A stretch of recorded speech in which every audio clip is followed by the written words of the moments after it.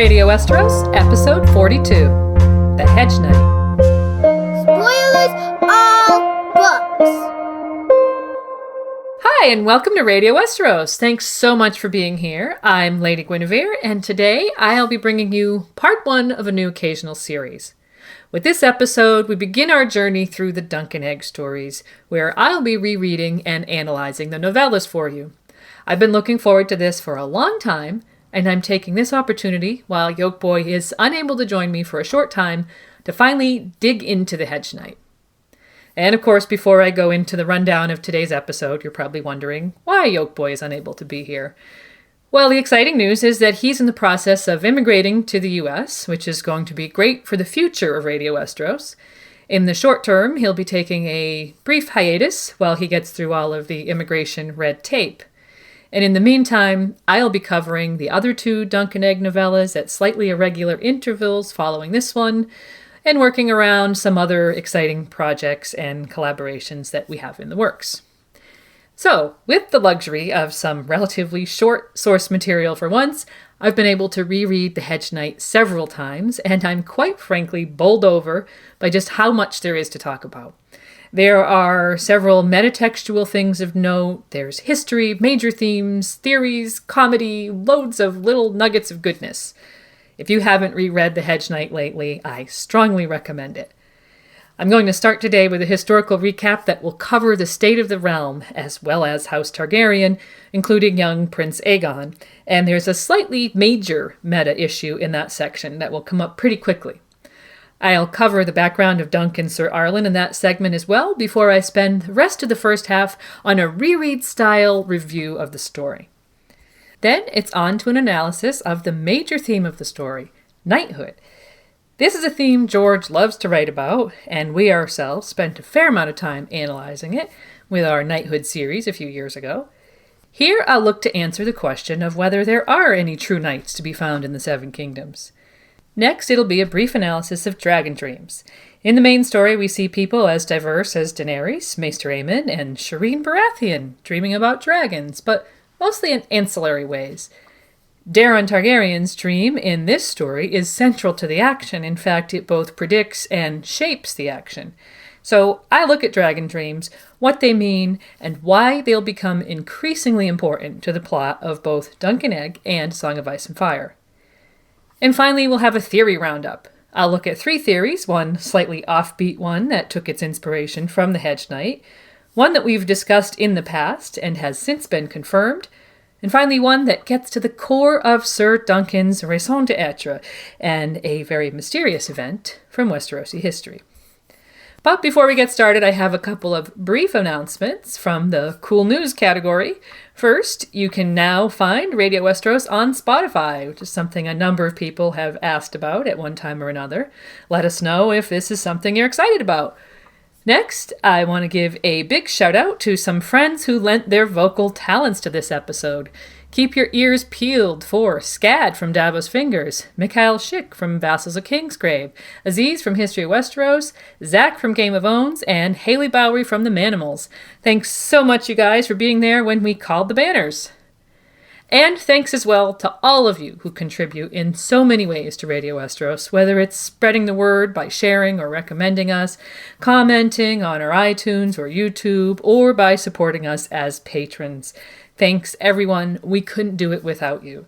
Speaking of which, and as always, here at the top of the episode, we start by giving special thanks to our Flaming Lightbringer patron, TJ Harrington, our Dragonsteel patron, Peter, and our Pale as Milk Glass patrons, Whitney, Kelly, Rory, Laura, Daniel, John Wagarian, and Sister Winter. Huge thanks to you all. We appreciate you so very much.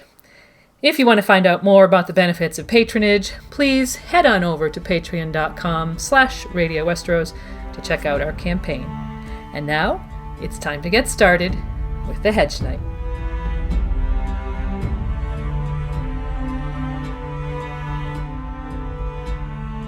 The only life he knew was the life of a hedge knight, riding from keep to keep, taking service with this lord and that lord, fighting in their battles and eating in their halls, until the war was done, then moving on.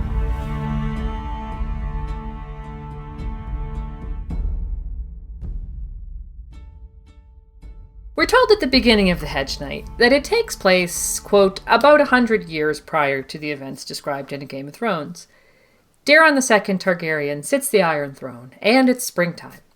And for any reader who possesses moderate background knowledge of Westerosi history, if you've consumed the main series and maybe The World of Ice and Fire, or even if you're just approaching Dunk and Egg through a reread perspective, questions will soon arise about the state of the realm as it's described in this story. And that's because based on the timeline of events, as the canon currently stands, the first Blackfyre Rebellion actually took place about 100 years in the past from A Game of Thrones. So if you have that background knowledge, you'll be excused if at first you're waiting for the rebellion to be relevant to the plot. But in spite of the fact that it turns out that the Hedge Knight actually takes place about 10 years later than the header indicates, meaning a little less than 90 years prior to the events in A Game of Thrones, there's no mention of the Blackfyre rebellions in this story. Although when we come to the second story of the trilogy, we'll see how important the reverberations of the Blackfyre conflict continue to be, and even more so in the third. So the Blackfyres and the Blackfyre rebellions aren't mentioned in the main series through A Clash of Kings either, and it's worth noting that both The Hedge Knight and A Clash of Kings were published in the same year, 1998. The first mentions of the Blackfyre Rebellion are in A Storm of Swords, published in 2000, and The Sword Sword, published in 2003. And the explanation for that is a very cool view into George's process and the meta development of the canon. In a 2015 video review of A Knight of the Seven Kingdoms, Linda Antonsen and Elio Garcia commented on their experience gathering George's notes for The World of Ice and Fire. Following the publication of A Clash of Kings and The Hedge Knight, the record indicates that George decided there were going to be more than 4 books and that he needed to add more history. So he started with fleshing out the story of Aegon the Unworthy, whose shadow is conspicuously absent from The Hedge Knight, in spite of the fact that he is mentioned in passing. And along with the history of Aegon IV came the story of the Blackfyre sword and his bastard children. And while there are hints from A Game of Thrones and A Clash of Kings that George was probably planning some kind of imposter scheme, a la Perkin Warbeck from English history, from the implication of Varys' double dealing and the description of baby Aegon's smashed skull in A Game of Thrones to the Mummer's dragon in the House of the Undying from A Clash of Kings, reading The Hedge Knight makes it abundantly clear that the nuts and bolts of the Blackfyre rebellions only came into play when George decided to expand the series and the historical background after this story was written. And since that plotline will take center stage in The Sword and Sword and The Mystery Knight, we'll have more on that in future episodes. For now, there's the meta reason why you won't find any reference to the Blackfyres or their recent rebellion in The Hedge Knight, in spite of the events of this story involving many people who, it turns out, will have fought on both sides of the conflict. What we do learn about the Targaryens and the Hedge Knight seems to be largely positive, with the exception of certain badly behaved princes, as we'll see. And that is to say, the descriptions of the dynasty are fairly bland. They are the blood of lost Valyria and the blood of the dragon, who presided over a proud dynasty of dragon lords that nonetheless seems to have fallen on slightly hard times. Early on, Dunk recalls that his mentor, Sir Arlen, had the privilege of seeing the last dragon in King's Landing, quote, a green female, small and stunted, her wings withered, none of her eggs had ever hatched. Sir Arlen would tell Dunk of rumors that Aegon III, quote, the one they named Dragonbane, or Aegon the Unlucky, had poisoned the dragons. It was said that he feared the beasts, having seen his uncle's dragon devour his mother. And after that offhand comment, the event we readers will come to know as the Dance of the Dragons is left to our imaginations. Sir Arlen also relayed to Dunk the rumor that, quote, the summers have been shorter since the last dragon died, and the winters longer and crueler, a tantalizing tidbit of dragon lore that hints that George was beginning to expand the backstory of Westeros' imbalanced seasons.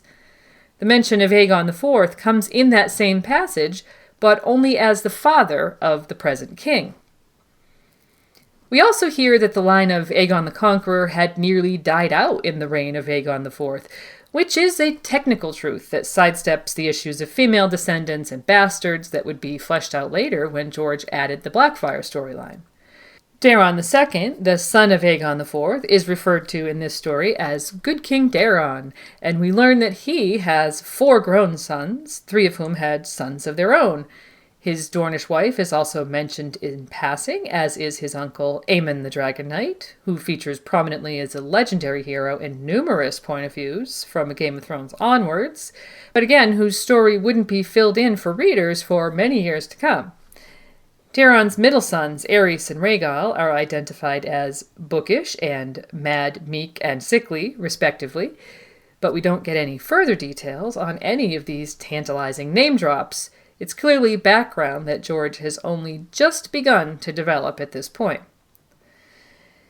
So it appears to be a peaceful realm in springtime, and a tourney has been declared to celebrate Lord Ashford's daughter coming of age.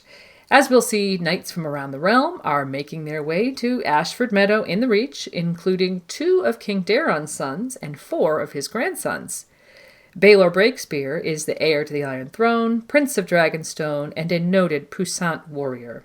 He'll be joined by his son Prince Valar, who will act as one of the young maid's champions, and by his youngest brother Maekar. 3 of Maekar's sons are also planned to be in attendance, the elder 2 as challengers and the youngest as a squire. This youngest son of the king's youngest son is 8-year-old Aegon, who will become known to young Dunk as simply Egg, while Aegon himself will give Dunk, who couldn't recall any other name than that, the more polished-sounding Duncan, to which will be added the Tall in lieu of a surname or place of origin. Now, Dunk, at the beginning of the story, is a youth of 16 or 17 years, no one's quite sure which. He was found as a young orphan, likely 5 or 6 years old, in King's Landing by the Hedge Knight Sir Arlen of Pennytree, who adopted him as his squire. While it's likely not what was intended in the original draft and publication of this story, his adoption by Sir Arlen roughly coincides with the end of the First Blackfyre Rebellion. In fact, the story we'll eventually hear about Sir Arlen's squire dying at the Battle of Redgrass Field shows the care George took in stitching this particular plot point into the story. He had to make certain details fit with the story as he had already written it. So, as strange as it is to consider, more than likely the timeline of the Blackfyre Rebellion and the Battle of Redgrass Field were molded around Dunk's life story as it was presented here in the Hedge Knight. So the Hedge Knight Sir Arlen hailed from that small village in the Riverlands, Pennytree, that we see in Jaime Lannister's point of view in A Dance with Dragons. It lay in an area that was frequently disputed between the Blackwoods and Brackens, and consequently had changed hands more than once. Dunk thinks that he was closer to 60 than 50, which fits with his childhood trip to King's Landing during the reign of Aegon III, who had died in 157 AC. Since, like so many other details in the timeline, Aegon's life story was also likely fleshed out after the Hedge Knight, this is yet another example of George's tremendously complex world building as he tied a complicated historical storyline into these small details from the Hedge Knight. Sir Arlen had lived, quote, the life of a hedge knight, riding from keep to keep, taking service with this lord and that lord, fighting in their battles and eating in their halls until the war was done, then moving on. There were tourneys from time to time as well. And regarding tourneys, we know that Sir Arlen triumphed over Lord Stokeworth and the Bastard of Harrenhal in a melee at King's Landing some 16 years previously, and had even unhorsed Daemon Lannister, great-grandfather to Tywin, known as the Grey Lion, in a tourney at Lannisport years prior to that. But his greatest achievement on the tourney field came in the last decade of his life. We have the tale from Dunk, as he heard it from Sir Arlen himself. Sir Arlen had not ridden a tilt since the day he had been unhorsed by the Prince of Dragonstone in a tourney at Storm's End many years before. It's not every man who can boast that he broke 7 lances against the finest knight in the 7 kingdoms, he would say. I could never hope to do better, so why should I try? But we also get an alternate point of view from Baelor Breakspear himself, who fills in the where and the when. It was 9 years past, at Storm's End. Lord Baratheon held a hastilude to celebrate the birth of a grandson. The lots made Sir Arlen my opponent in the first tilt. We broke 4 lances before I finally unhorsed him. So Sir Arlen can be forgiven for a slight exaggeration of the number of lances broken. As Prince Baelor would say, tales grow in the telling. But the experience was clearly the highlight of his career. Interestingly, this seems like it would have occurred either right after or right before he found Dunk in Flea Bottom. The Baratheon child could have been a son of Sir Lionel, who was the heir to Storm's End during the Hedge Knight, or of an unnamed sibling of his. If it was a son of Sir Lionel, perhaps it was Ormond who would one day marry Egg's daughter, although the timeline's a little weird for that, or maybe an older brother who didn't live to adulthood. We don't know for sure, but it's another example of the close connection between House Targaryen and House Baratheon that George proceeded to weave into this backstory as he wrote it. As Dunk's master, we learn that Sir Arlen was fair and generous with praise. He was a small man who believed in the code of knighthood and did his best to pass on all of his skills and values to his young squire. His honor and the accoutrement of his knighthood, horses, arms, and armor, would have been his most precious possessions. Sir Arlen went on to fight with Lords Caron and Dondarrion against a rebel known as the Vulture King in the Red Mountains of Dorne around 206 AC, and that seems to have been his last significant attachment, which makes sense for an aging Hedge Knight. The opening of the novella finds him recently dead of a chill, en route to Ashford for Lord Ashford's tourney.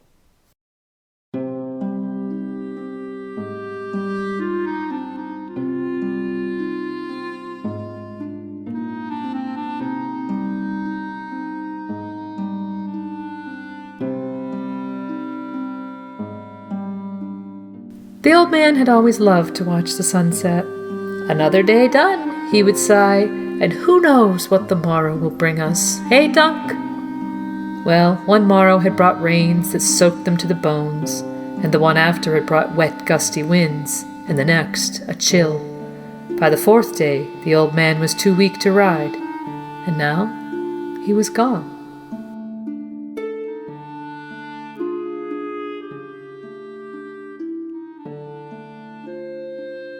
Our first glimpse of Dunk is as he's digging a grave for his recently dead master. For a young man now alone in the world, he's remarkably composed, displaying that cool under-pressure demeanor that we'll come to know as we progress through the novellas. But it's not that he isn't moved by the old man's death. He thinks how hard it will be to cover that old face with dirt once he's in the hole, and he offers a short but very sweet eulogy.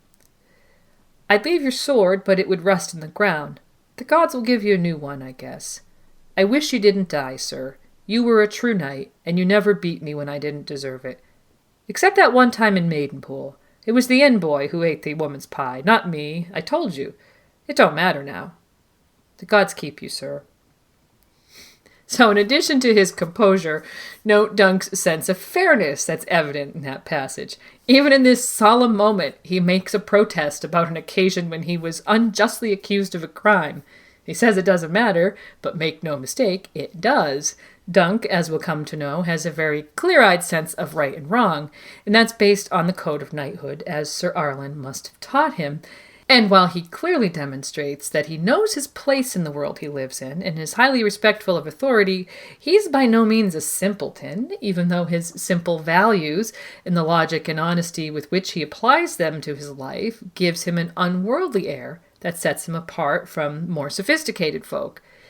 It's no accident that he'll think a lot about being thick and being a fool, and we'll see this theme develop in this and future stories as well. But first, Dunk has to make a decision. What will become of him now that his mentor has died?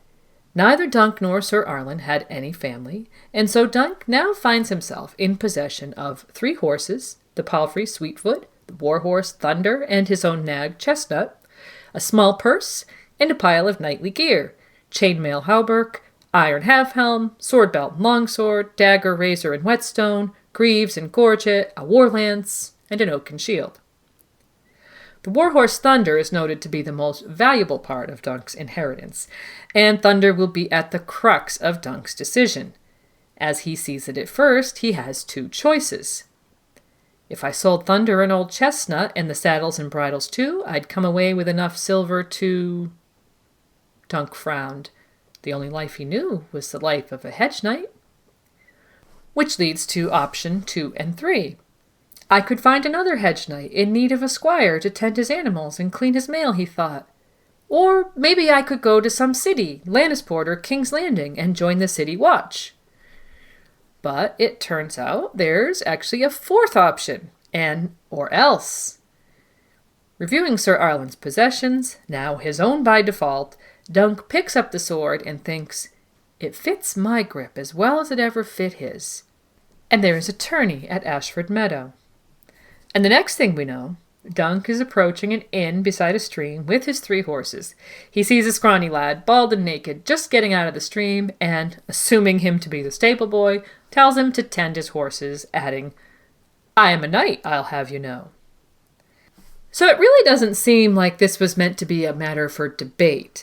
When contemplating his options earlier, knighthood wasn't part of the equation at first. Selling off his knightly accoutrement or becoming a squire or a guardsman are quite simply not things a true knight would consider doing. But then came the or else, and the clear implication of a burgeoning thought centered around that little pile of knightly goods, his own blossoming skills in the martial arts, and a tourney. Dunk made a conscious decision to become a knight that day. He wasn't dubbed by Sir Arlen in fact, but in spirit, perhaps he was. Sir Arlen left Dunk everything he had, and as his knighthood was his most valuable possession, perhaps it's only fitting that Dunk should have assumed that mantle as well. And in spite of avoiding the question with typically cagey replies for several years after Dunk and Egg were introduced, it's worthy of note that George did finally confirm at a convention in 2004 that Dunk was never knighted by Sir Arlen. So just in case one harbors any doubts after reading all his stories, there's that, and I'll continue to point out the little hints that George lays out for us, especially with regard to possible future knighthood, since apparently George specifically noted by Sir Arlen. Okay, so after leaving his horse with the boy, Dunk enters the inn and orders himself a lavish meal from the innkeep. The only other patron appears to be a drunk young lordling, passed out in his wine. But as Dunk talks to the innkeep about the tourney, the lordling wakes up and stares at Dunk from across the room, exclaiming, I dreamed of you! You stay away from me, do you hear? You stay well away. And of course this turns out to be Prince Daeron Targaryen, not that Dunk has any idea of that for a long time. We'll be talking about dragon dreams later in the episode, but initially this exchange leaves Dunk puzzled, although he just concludes that the young man is, quote, a sad creature, which is likely not an opinion he'll revise even after learning that he's a prince. After his meal, and determined to keep on for Ashford, he returns to the stable for his horses and encounters the stable boy again, only now the boy has had the cheek to don Dunk's armor and climb up on the warhorse Thunder. So Dunk's torn between amusement and teaching the boy a stern lesson about safety and respect for other people's belongings. Still assuming him to be the stable boy and the son of the innkeep, there's a comical conversation at cross purposes that's revealing on 2 levels. When queried about what his mother would think, the boy reveals that his mother is dead, which leads Dunk to ask if he's an orphan. The boy cleverly avoids this and all questions pertaining to his identity, answering the question with a question, are you? Dunk's answer, I was, with the internal addendum, until the old man took me in, says a lot about his relationship with Sir Arlen and his recent bereavement. Dunk rejects the suggestion of taking on a squire, but there's the spark of a sense of affinity with the young boy that shortly will evolve into the impulse to pay forward Sir Arlen's act of kindness in taking him in all those years ago.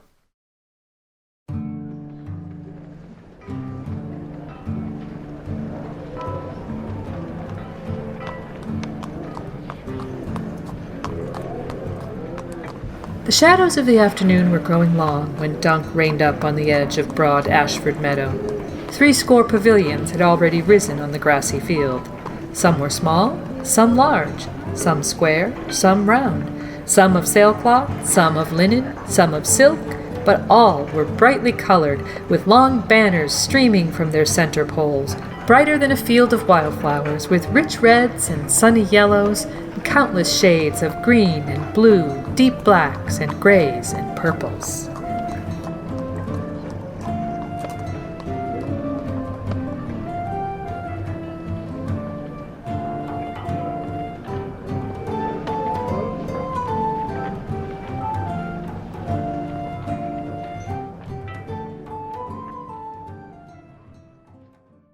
Riding overnight, Dunk arrives at Ashford Meadow the following afternoon. Having been well schooled in heraldry by Sir Arlen, he notes the banners of what he thinks must be every noble house in the west and south, among them Caron, Baratheon, Tarly, Dundarian, Fossaway, Lannister, Estermont, Bracken, Blackwood, Marbrand, Mallister, Cargill, Westerling, Swan, Mullendore, Hightower, Florent, Frey, Penrose, Stokeworth, Darry, Perrin, and Wild. Later, we'll also confirm Tyrell, Tully, Harding, Beesbury, and Ristling in attendance, not to mention members of House Targaryen, and Roland Crakehall, Willem Wild, and Donald of Duskendale of the Kingsguard.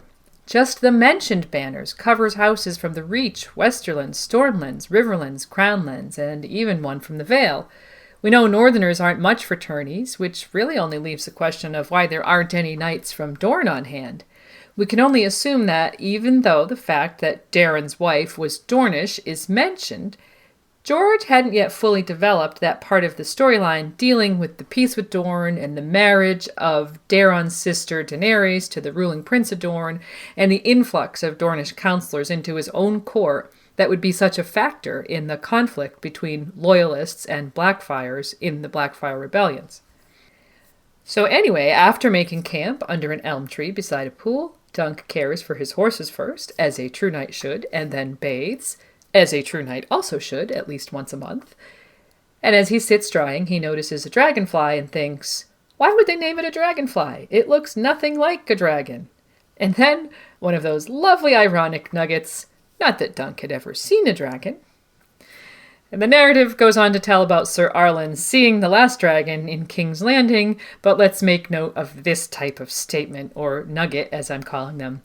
Considering that dragon frequently refers to members of House Targaryen, in retrospect, we know that Dunk has seen a dragon. 2, in fact. And shortly, he'll be seeing many more, to the point that he might soon wish he had never seen a dragon. The Hedge Knight is full of these clever little nuggets, which is what makes it so wonderful for a reread. I like to imagine the fun George had writing this story, putting in all these little hints and winks, knowing they'd only make sense in retrospect, but that then, and taken as a whole, they point really clearly to the truth of the hidden identity that he's laying out. Because, make no mistake, as much as we in the fandom joke about secret Targaryens, hidden identity is really one of George's favorite devices. Whether we're talking about big secrets, like Jon Snow, Targaryens hiding in plain sight, like Maester Aemon, Targaryens thought to be dead who aren't, like Bloodraven, or numerous, as yet unresolved, mysterious identities, like Melisandre, Septa Lemore, or Quaithe, or even a plethora of identities speculated about by fans, like Varys and Illyrio. A Song of Ice and Fire is actually rife with hidden princes, to name the trope, not that every person with a mysterious identity is an actual prince. And remember that when you read The Hedge Knight for the first time, if you're spoiler-free, the true identity of the boy Egg is hidden, not just from Dunk and others in the story, but from the reader. As such, The Hedge Knight is a great vehicle for observing how George lays out hints and sly comments about this type of mystery, which is something we can then apply to similar situations in the main story. So I'll be keeping my eyes open for more nuggets like that. In the meantime, Dunk goes to the tourney grounds on a mission. Being much larger than Sir Arlen was, he needs armor specially made for him. The Silk City of the tourney grounds has every type of vendor and entertainment imaginable on offer, from foods of all types and clothing to jugglers, magicians, and puppeteers, and yes, arms and armor. We get our first glimpse of the Dornish puppeteer Tanzel, quote, a tall drink of water with the olive skin and black hair of Dorne, before Dunk finds his way to the stall of Steely Pate the Smith. It becomes clear that armor for the tourney is going to be a costly investment, and in spite of a deal being struck for 600 silver stags, the reader is aware that Dunk only possesses 2 silvers, which he hands over as a deposit and returns to his camp in a somber mood, since there's only one answer to raising 598 silvers by the next day, and it's a dangerous gamble for a hedge knight to start selling off one's possessions with no guarantee of any return. But before he can make a final decision, he discovers an unannounced visitor at his camp. The boy from the inn has followed him, and what's more, has, uninvited, taken up the role of squire, washing his clothes, grooming his horses, and cooking a meal. Though he's surprised and not necessarily pleased, Dunk can't help but be impressed by the boy's hard work, although his attitude might leave a bit to be desired. When he tells the boy his name is Dunk, he's told in no uncertain terms that that's no name for a knight.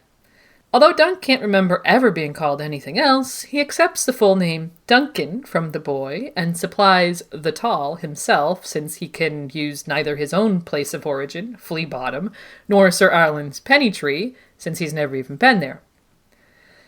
In this scene, we see again that the boy avoids mentioning his name, his background, and his identity, using the nickname Egg when Dunk asks, and sidestepping Dunk's query about his hair, although he does boldly tell Dunk that he comes from King's Landing, which, combined with his earlier confession about having a dead mother, reinforces that sense of affinity that Dunk has with the boy.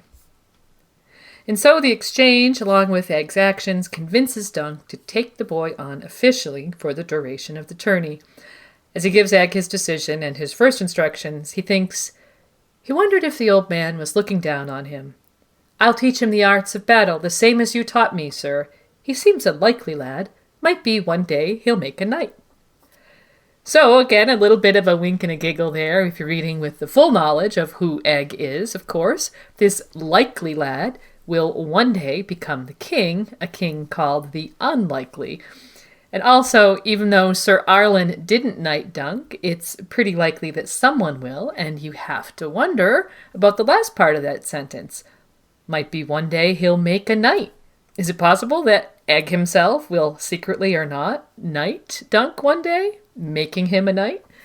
It's an idea that I've always favored, though I think the answer, in truth, is going to be many years in the future for us. Anyway, the day concludes with Dunk and Egg falling asleep beneath the elm tree and Dunk looking up at the sky to see a falling star, bright green, streaking across the sky. Luck, he thought, his alone, since of all the competitors, he alone had the good fortune to be sleeping under the stars. Come the morning, Dunk sets out with Sweetfoot to the castle, seeking Lord Ashford's Master of the Games and Master of Horse. Leaving Egg at his camp, he thinks, I'm a great fool to trust the boy so far, but it's no more than the old man did for me. The mother must have sent him to me so that I could pay my debt. Now, Dunk feeling a fool is nothing new and will develop into a recurring theme, while the payment of debts and his relationship with the boy Egg is something that we'll be discussing later in the episode. The steward of Ashford, Master Plummer, is reluctant to add Dunk to the lists, requiring some positive form of identification that he's actually a knight, hopefully in the form of another knight vouching for him. As Dunk leaves to search out someone on the tourney grounds who knew him or Sir Arlen, Plummer verbalizes the very problem that Dunk has likely been struggling with. Those vanquished in tourney forfeit their arms, armor, and horse to the victors and must needs ransom them back. As his very next move will be to sell the only thing of value he possesses other than thunder in order to finance his armor, it's becoming clear what a gamble the young man is planning. One loss could ruin him and leave him destitute with nothing but chestnut and a few coppers to his name. Still, he persists, seeking out the Master of Horse. But before you can find that man, a party of at least 100 riders enters the castle yard.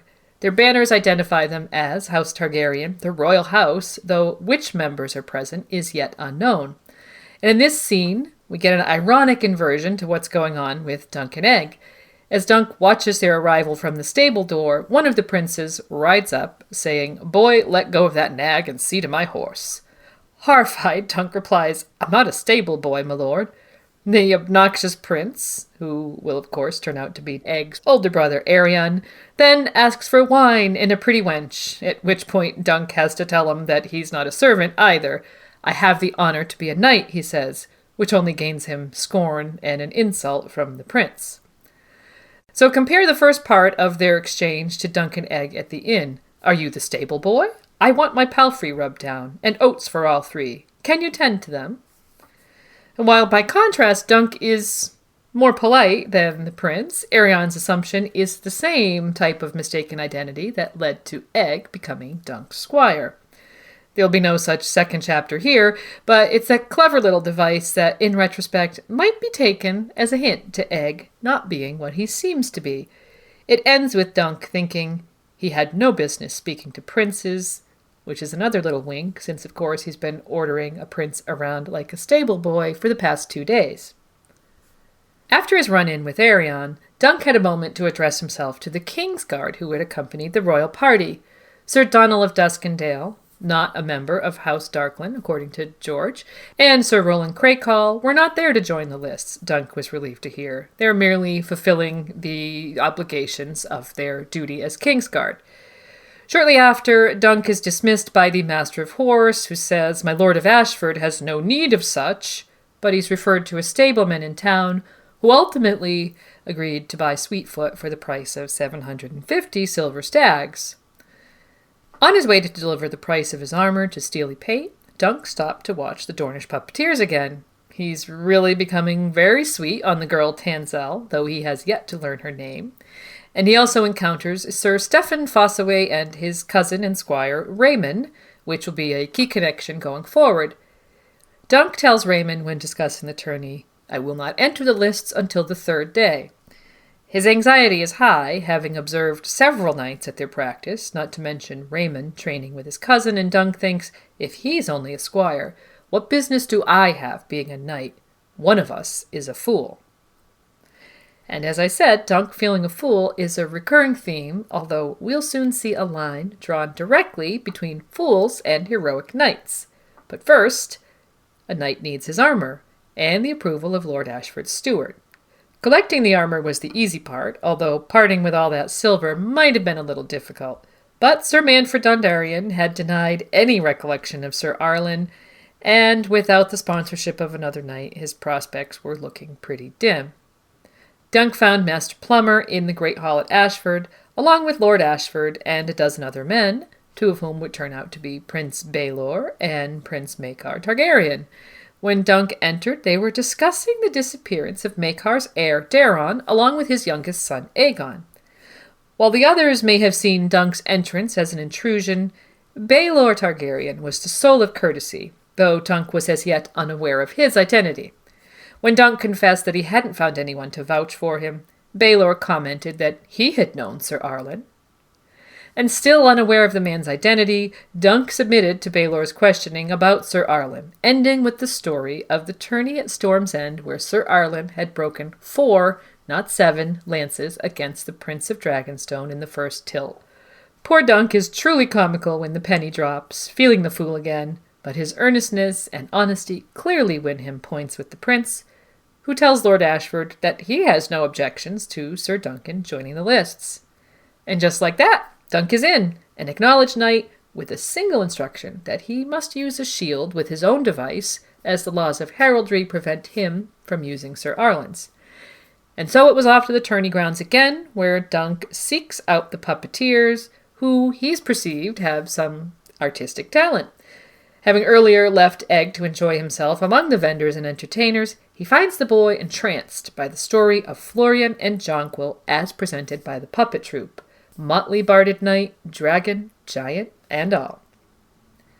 So Dunk approaches Tanselle once again and asks if she would be able to repaint his shield for him. She would, but she needs to know what's his chosen device, and since he has no idea, he says he feels a fool. "All men are fools, and all men are knights," she says, a line from the story of Florian, which is meant to make him feel better, but it also connects the theme of Dunk feeling a fool with knighthood, and, considering that the line actually concludes where women are concerned, there's a little bit of foreshadowing there as well. Anyway, after considering, he suggests a field the color of sunset for the shield, while Egg suggests the elm tree as a device. Dunk agrees, but requests the addition of a falling star above the tree, referencing his luck from the previous night. The girl gives him her name, Tansel Too Tall. Not too tall at all, says Dunk. In fact, she's just right for puppets. Dunk is adorably awkward, which is on full display here, and given her regular appearance on the page, so is the fact that Tansel isn't going to be just an extra in this story.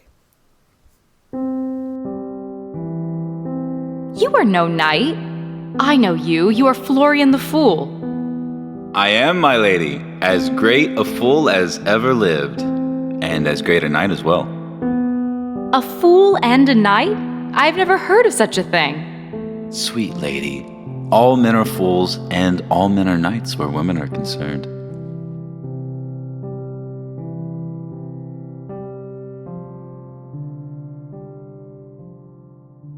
The first day of the tourney dawned with 5 champions set to defend their titles. Valar Targaryen, Humphrey Harding, Leo Tyrell, and the Ashford Maids' 2 brothers. Prince Baelor was in the stands, but the day found Maekar and Sir Roland Crakehall of the Kingsguard out searching for the missing princes, Daeron and Aegon. In the first tilt, Harding would defeat Lord Tully and Tyrell, Lord Daemon Lannister, while Prince Valar would prevail over Sir Abelar Hightower. The Ashford brothers would be defeated by Sir Tybalt Lannister and Sir Lionel Baratheon. The rest of the day saw numerous tilts in which a Karen, a Mallister, and a Swan, a Beesbury, a Penrose, and a one-eyed knight called Sir Robin Wristling all fell to the champions. And then Aegon Targaryen took the field, challenging Sir Humphrey Harding, the lowest ranked of the 5 champions, who otherwise at this point consisted of only the highest ranked knights and lords. Egg was demonstrably distressed as soon as Aegon appeared, even shouting, "Kill him! Kill him!" as the tilt began. Dunk watched in horror and disbelief as Aegon apparently intentionally left his lance too low, with disastrous consequences. Sir Humphrey's horse was impaled on Aegon's lance, and Humphrey's leg was shattered when he fell between his dying horse and the rail. Following the disgraceful dehorsing, Sir Humphrey was actually declared the winner, and Aegon's charger was awarded to him by the Lord of Ashford. The 5th champion spot was left empty, with Sir Humphrey's standard remaining up as a mark of chivalry, as ordered by Prince Baelor. Dunk heard the conclusion from Raymond Fossaway, including the ominous statement, "They say Aegon is in a rage at Lord Ashford for awarding his charger to Sir Humphrey." Considering his chances now for the matchups, Dunk knows that of the 4 remaining champions, should they all make it through the second day, that he would stand little chance against Leo Tyrell, Lionel Baratheon, or Tybalt Lannister. Prince Valar, on the other hand, had not impressed Dunk as a first-class jouster, but, he thinks, a Hedge Knight cannot challenge a prince. And what a fantastic thought to have on page in light of what would happen shortly. As an aside, regarding the tourney format, which we saw on day 1, was quite elaborate, George once told a fan that he modeled Ashford after the tourney in Ivanhoe, and for a very specific dramatic reason. I wanted Dunk to have to risk all he had going up against one of 5 champions, rather than simply drawing an opponent by lot and maybe catching a break.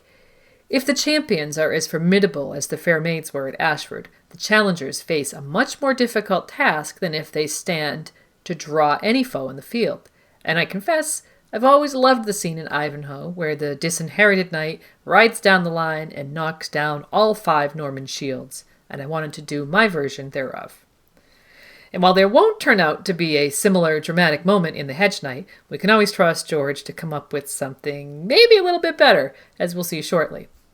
In the meantime, Raymond Fossaway renews his offer to share a cup of wine with Dunk, but Dunk's eager to retrieve his shield from Tansel, who had been occupied with telling the tale of Nymeria's landing, including a rousing sea battle between 2 ships. Egg, who has been quite taken with the puppeteers himself, offered to go wait for her to finish so Dunk could join Raymond. Considering the day's events, the talk was naturally about House Targaryen. From Aegon, a bad piece of work, the talk turned to the reason Maekar had been absent, searching for his missing heir, a notable drunkard, and his youngest son. Poor Maekar, says Raymond, which Dunk really can't understand. He's the king's son after all. Here's Raymond's reply, ending where he's interrupted, about to detail what's objectionable about Aegon. The king's fourth son, not quite as bold as Prince Baelor, nor as clever as Prince Aerys, nor as gentle as Prince Rhaegal. And now he must suffer seeing his own sons overshadowed by his brothers. Daeron is a sot. Aerion is vain and cruel. The third son was so unpromising they gave him to the Citadel to make a maester of him. And the youngest... And right then, as if on cue, the next line is, Sir Duncan! Egg burst in, panting. And there he is, Maekar's youngest son. You can almost hear George cackling as he virtually knocks us on the head with that secret identity. Egg turns out to be distraught because Aerion, who we know is in a rage over his declared loss in the lists, is hurting Tencel. Dunk runs for the tourney ground, ignoring Raymond's words of caution. A prince of the blood! Be careful! At the puppeteer's booth, it seems like they had been performing Florian and Jonquil again, as several Targaryen men-at-arms were setting about destroying the puppets from that story. Aerion had Tansel by the arms and was twisting, ignoring her pleas, when he bent her finger so hard it broke, and proving the truth of Florian's words, all men are fools, all men are knights, where women are concerned, Dunk went for Aerion, sending several men-at-arms flying in the process. Here's the passage. 3 long strides, then Dunk grabbed the prince's shoulder and wrenched him around hard. His sword and dagger were forgotten, along with everything the old man had ever taught him. His fist knocked Aerion off his feet, and the toe of his boot slammed into the prince's belly. When Aerion went for his knife, Dunk stepped on his wrist and then kicked him again, right in the mouth. He might have kicked him to death right then and there, but the princeling's men swarmed over him. He had a man on each arm and another pounding him across the back. No sooner had he wrestled free of one than 2 more were on him. Once Dunk was subdued, Aerion was suddenly dangerous again, asking, Why did you throw your life away? For this whore? She's scarcely worth it. A traitor. The dragon ought never lose. Dunk realizes then that the prince is mad, but he's still a royal prince, and Dunk assumes he's about to be killed. But just as the men-at-arms close in to do Aerion's bidding, Egg is back, commanding them to stop. And Dunk is understandably distressed and urges Egg to run away or they'll hurt him, but the boy stands his ground, saying, No, they won't, and if they do, they'll answer to my father, and my uncle as well. Let go of him, I said. Dunk still, even now, can't understand what's happening, at which point Raymond and Sir Stephen Fossaway arrive with a party of men-at-arms, apparently to help, or maybe simply to keep the peace. But Aerion ignores them all and addresses Egg as an impudent wretch, wondering what happened to his hair. And then the reveal, just in case, like Dunk, you're still trying to wrap your mind around it. I cut it off, brother, said Egg. I didn't want to look like you.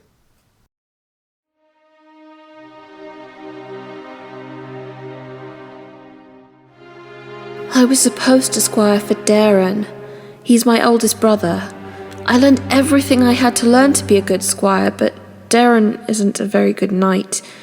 He didn't want to ride in the tourney, so after we left Summerhall, he stole away from our escort. Only instead of doubling back, he went straight on toward Ashford, thinking they'd never look for us that way. It was him shaved my head. He knew my father would send men hunting us. Daeron has common hair, sort of a pale brown, nothing special. But mine is like Aerion's and my father's.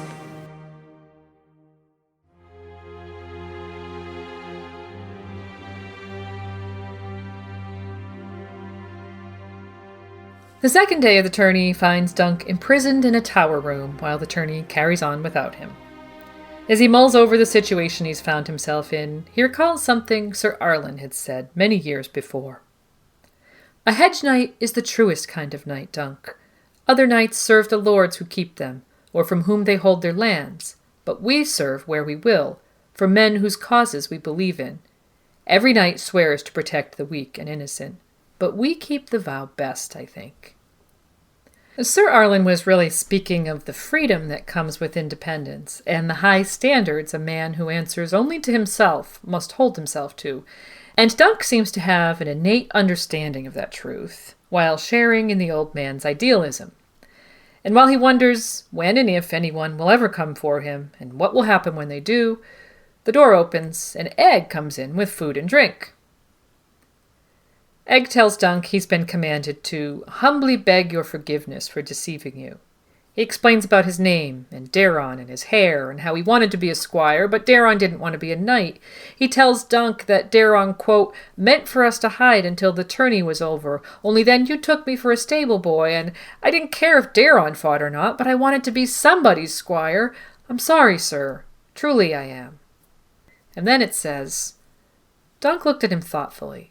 He knew what it was like to want something so badly that you'd tell a monstrous lie just to get near it. I thought you were like me, he said. Maybe you are. Only just not the way I thought. So here's a very clear indication that Dunk himself had told an impulsive lie to get something that he deeply desired. As in the beginning of the story, there really doesn't seem to be very much gray here. It's pretty much laid out that both Dunk and Egg had claimed to be something they were not in order to get to Ashford Tourney. At the outset, as much as Egg wasn't a stable boy or a squire, Dunk wasn't a knight. But in a very real way, each had proven himself to the other, and somehow they would both earn the roles that they had wanted so badly. So, apologies out of the way and understanding achieved, Egg takes Dunk to an audience with his uncle, Prince Baelor. True to form, Dunk is protective of his squire, asserting that he meant no harm with his behavior.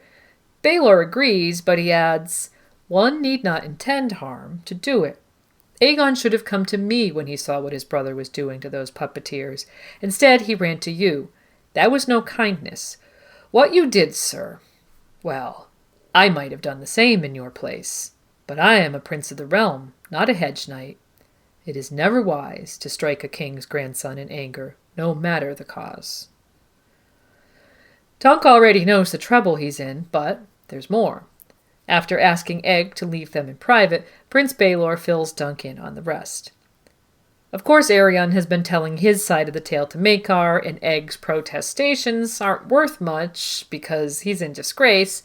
But add to that, Prince Daron has been found, and, quote, to excuse his own cowardice, he told Maekar that a huge robber knight, chance met on the road, made off with Aegon. I fear you have been cast as this robber knight, sir. In Daron's tale, he has spent all these days pursuing you hither and yon to win back his brother. Furthermore, Aegon is making the most of the story of the puppet show, portraying the death of a dragon, the sigil of the royal house. Acknowledging that it was likely an innocent story, Baelor points out that Aegon would like to paint it as a treasonous act, quote, a veiled attack on House Targaryen, an incitement to revolt. A century in the future, Illyrio Mopatis would tell Tyrion Lannister, you Westerosi are all the same. You sew some beast upon a scrap of silk and suddenly you're all lions or dragons or eagles. And Daron Targaryen will say this about his own brother. Aegon's quite the monster. He thinks he's a dragon in human form, you know. That's why he was so wroth at that puppet show. A pity he wasn't born a Fossaway. Then he'd think himself an apple, and we'd all be a deal safer. But there you are.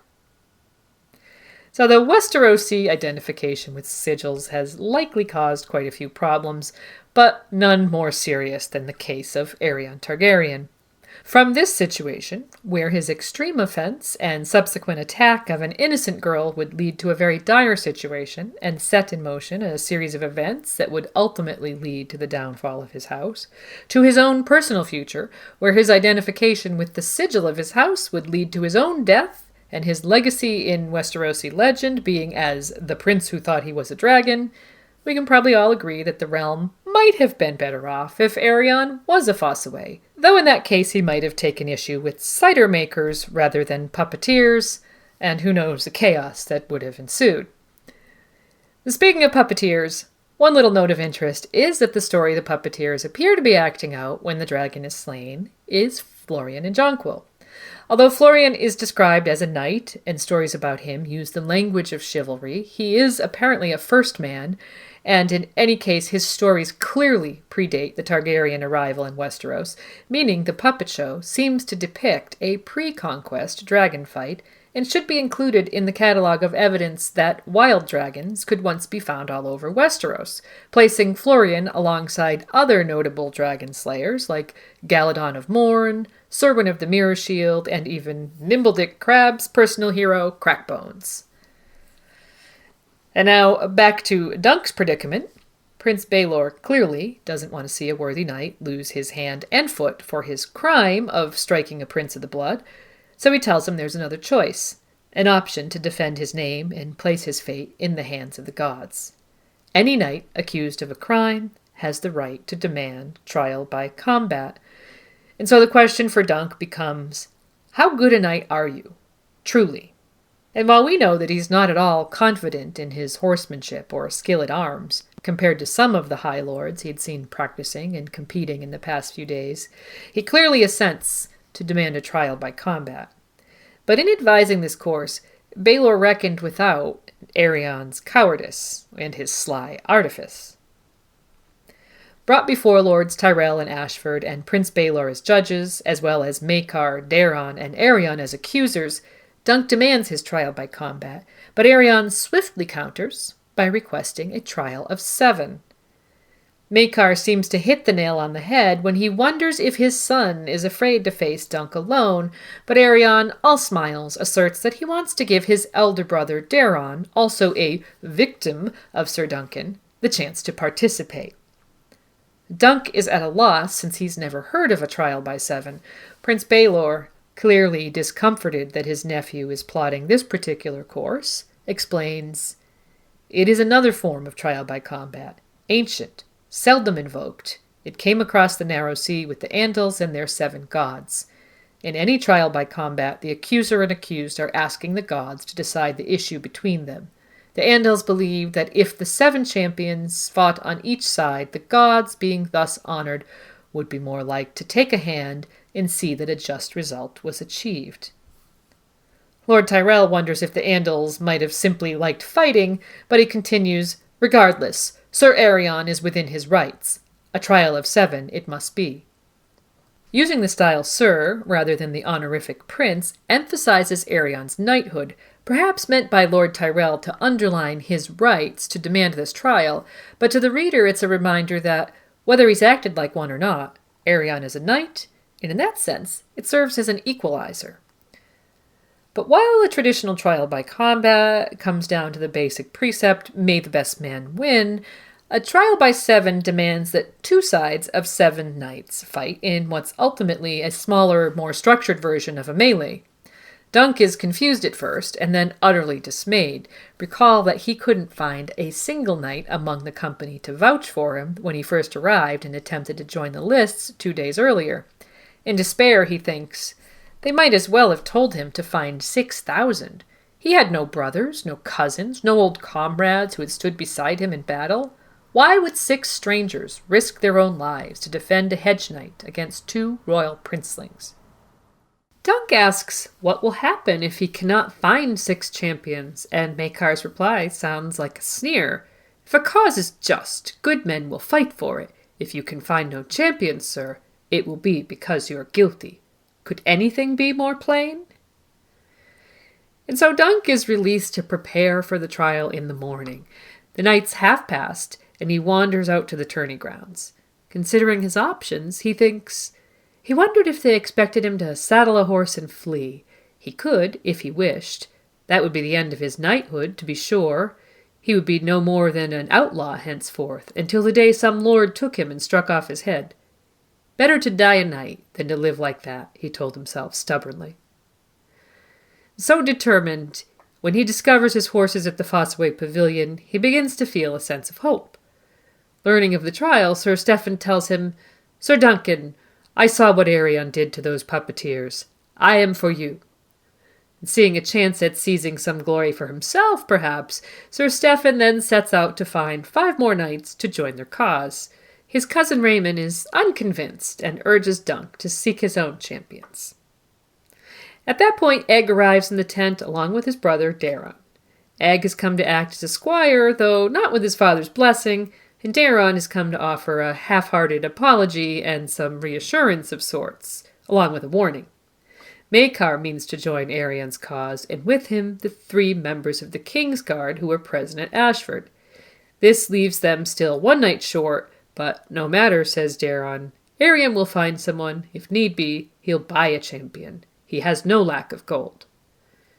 Against this, Dunk has only Sir Stefan, and so Egg declares that he will bring knights. Dunk protests that he's going against his family, and Egg gives him a glimpse of what it's like to be Aerian's little brother. He used to come into my bedchamber at night and put his knife between my legs. He had too many brothers, he'd say. Maybe one night he'd make me his sister. Then he could marry me. He threw my cat in the well, too. He says he didn't, but he always lies. So Aerian's a monster, somewhat akin to Joffrey Baratheon, and Daron agrees with Egg and then asks Dunk for a private word. He wants to tell Dunk that he dreamed of him, which Dunk has already heard at the inn, but this time Daron elaborates. I dreamed of you and a dead dragon, you see. A great beast, huge, with wings so large they could cover this meadow. It had fallen on top of you, but you were alive, and the dragon was dead. So, more on dragon dreams later. For now, Daron just wants to tell Dunk that he'll withdraw his accusation and obtain a promise that Dunk won't kill him. And then he offers his apology and departs. It may be that I've killed you with my lie. If so, I am sorry. I'm doomed to some hell, I know, likely one without wine. I will not enter the lists until the 3rd day.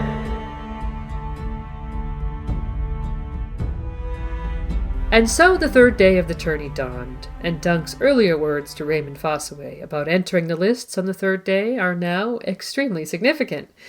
Dunk will appear on the tourney grounds today, but not in the capacity he had planned. First, he must find his champions, and, not trusting in Sir Stefan's promise to return with 5 knights, Egg and Raymond had set out to enlist champions of their own. In the meantime, Dunk goes to retrieve his shield. He finds Steely Pate, who tells him the puppeteers have made for Dorne. Well gone is well forgot, but that Tansel left Dunk's shield with him. She had finished the paint job, and, quote, the sunset colors were rich and bright, the tree tall and strong and noble. The falling star was a bright slash of paint across the oaken sky. And Steely Pate had replaced the rim with new thick steel and reinforced the back. He reminds Dunk of the old shield rhyme, oak and iron, guard me well, or else I'm dead and doomed to hell, something that Sir Arlen had taught him as a boy, and that will stick with him as the day goes on. Heading back toward the lists, Dunk, now accompanied by Steely Pate, notices something peculiar going on. Though hundreds of small folk are turning out to watch the battle, they aren't the bloodthirsty mob he at first assumed they would be. Several of them offer him blessings and good fortune, and a maid kissed him on the cheek. With wonder, he realized that they were there to cheer for him, and he asks Pate, why? What am I to them? A knight who remembered his vows is the answer, and surely that cheered Dunk somewhat, but perhaps not as much as what he found at the Challenger's paddock. Thunder, now armored in good quality heavy mail, and not 1 but 3 knights, Robin Rissling, Humphrey Beesbury, and Humphrey Harding, all fresh from outstanding performances in the lists, with Harding a reigning champion, armored and ready to go, in spite of the broken leg he had suffered in his tilt with Aerion, riding on Aerian's own charger. Raymond had brought the Humphreys, and Egg had convinced Sir Robin, and then, a moment later, another conscript, courtesy of Egg, arrived, Sir Lionel Baratheon, the Laughing Storm, another of the reigning champions of the tourney. And now they were 6. But even as the company waited and hoped that Sir Stefan would bring the 7th, the challengers appeared, still only 6 themselves, the 3 Targaryens, armored all in black, accompanied by their 3 white knights of the King's Guard. And then Sir Stefan arrived and asked his cousin Raymond to begin armoring him. In answer to Dunk's question about the 7th of their party, Sir Stefan declared that they would actually be 2 knights short. He himself would be fighting as the 7th on the opposing side. Aegon, true to his brother's prediction, had bought him with the promise of a lordship, a small enough price if it meant ensuring that Sir Duncan must default. And this is the origin of the two branches of House Fossaway, something that must have been in the forefront of George's world-building brain as he wrote this story, since the Fossaways, both red and green, featured quite prominently in A Storm of Swords in Renly Baratheon's arc and later at the Battle of Blackwater. Sir Stephen had made much of declaring that his cousin Raymond was not ripe, but when he betrayed his word to Dunk and went over to the other side, Raymond was so enraged he declared himself as having no part of it, provoking the original break within the family. Raymond would go on to ask for his knighthood from Dunk, who was strangely reluctant to bestow it, another potent hint that he hadn't been duly dubbed himself.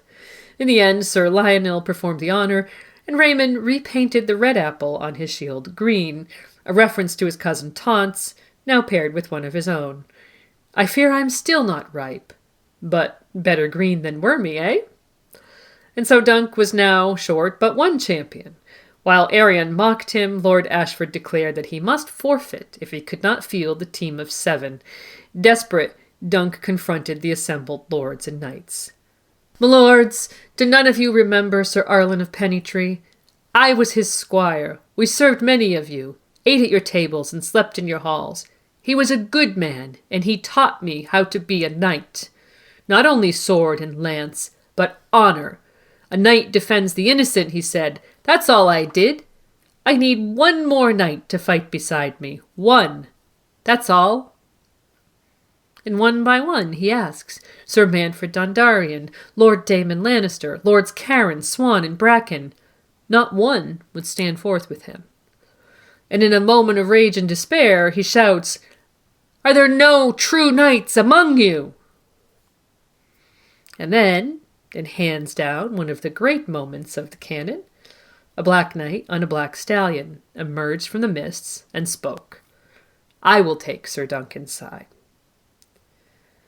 Well, confusion reigned for a moment, since the knight was wearing the armor and riding the horse of Valar, the young prince, but behind the visor was Prince Baelor Targaryen, smiling sadly.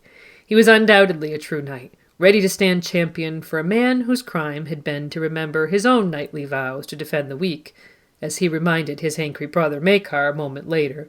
"Let the gods determine if he was right or wrong," Baelor Breakspear declared. And then to strategy, and here Prince Baelor would take charge. While the opponents would be armed with war lances, the prince decreed the defenders would use tourney lances. 4 foot longer than the heavier war lances, the tourney lances would increase their chances of unhorsing their opponents. Because the goal would be to get Aegon and Daeron to yield and withdraw their accusations before Dunk could be killed, Baelor wanted them to use every advantage at their disposal. And that would include making use of the Kingsguard vow that forbade 3 of the challengers from harming him. Let the others focus on Sir Stephen and the Targaryens, and leave the Kingsguard to the prince, would be their strategy. And so then the skirmish unfolds. Like many such scenes described by George, it's mud and noise and pain and confusion. Dunk's field of vision is restricted by his great helm, which gives him tunnel vision and increases his sense of confusion, but George does a great job showing that in battle, that is a real thing. You have to keep focus on the task at hand, and if you stop to try and assess the field, you might just get a morning star to the head. Dunk faces off against Aegon, and in the first pass, takes a lance to the side and loses his own, but manages to keep his seat. Then, as he attempts to evaluate the situation, Aegon charges him again from behind, and he hits the ground, unhorsed now and weaponless. And it's when he struggles to his feet that the morning star hits him, and he falls again, this time with his helm dented around the temple and a bleeding wound obscuring half his vision. But just when Aegon thinks to finish him off, Dunk of Fleabottom takes over. Dragging the bright prince into the mud, Dunk tears his shield away from him and begins beating him with it. In an ironic twist on the familiar rhyme, "Oak and iron, guard me well," Aegon is defeated by his own shield. Dunk has him pinned to the ground and wrenches his visor open, and the now terrified prince yields. And this scene is highly reminiscent of the end of another melee, also set in the Reach, but nearly a century in the future. Brienne of Tarth's victory over Loras Tyrell at Bitterbridge, seen in Catelyn Stark's point of view in A Clash of Kings, ends like this. The Blue Knight pulled a long dirk free and flicked open Tyrell's visor. The roar of the crowd was too loud for Catelyn to hear what Sir Loras said, but she saw the word form on his split, bloody lips. Yield. On a meta level, it's interesting to note that A Clash of Kings and The Hedge Knight were written around the same time. While we can't say for sure which scene was written first, we do think this is a strong hint that, at least in the matter of Dunk's descendants in the main series, George had already given a little thought to laying the groundwork in The Hedge Knight. And I'll be going over the issue of Dunk's descendant a little bit later in the episode.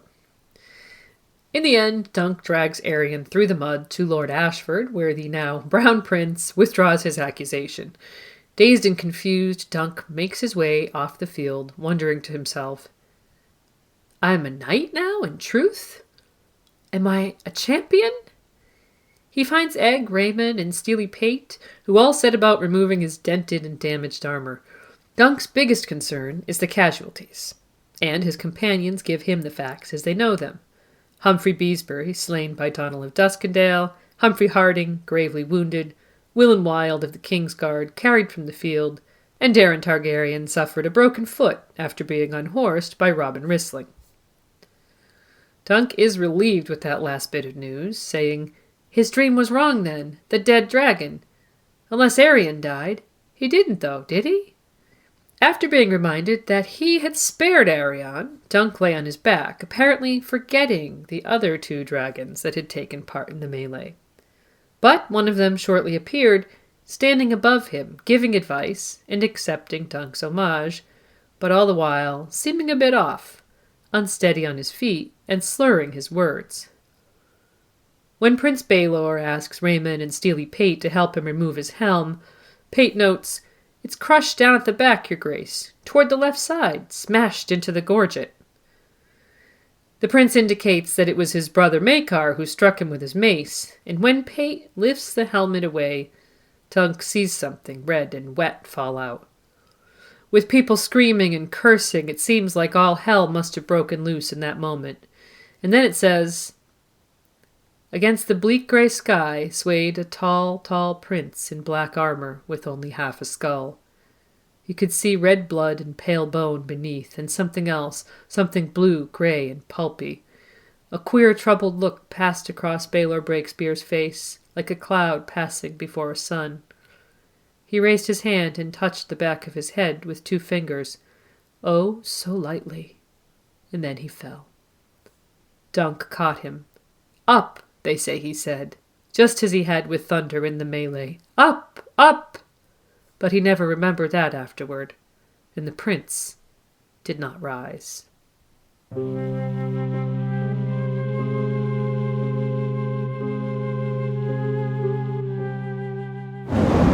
Baelor of House Targaryen, Prince of Dragonstone, Hand of the King, Protector of the Realm, and Heir Apparent to the Iron Throne of the 7 Kingdoms of Westeros, went to the fire in the yard of Ashford Castle on the north bank of River Cockleswen. Other great houses might choose to bury their dead in the dark earth or sink them in the cold green sea, but the Targaryens were blood of the dragon, and their ends were writ in flame. So it seems that no victory is without consequence, and as several characters in A Song of Ice and Fire will be fond of saying, only death can pay for life.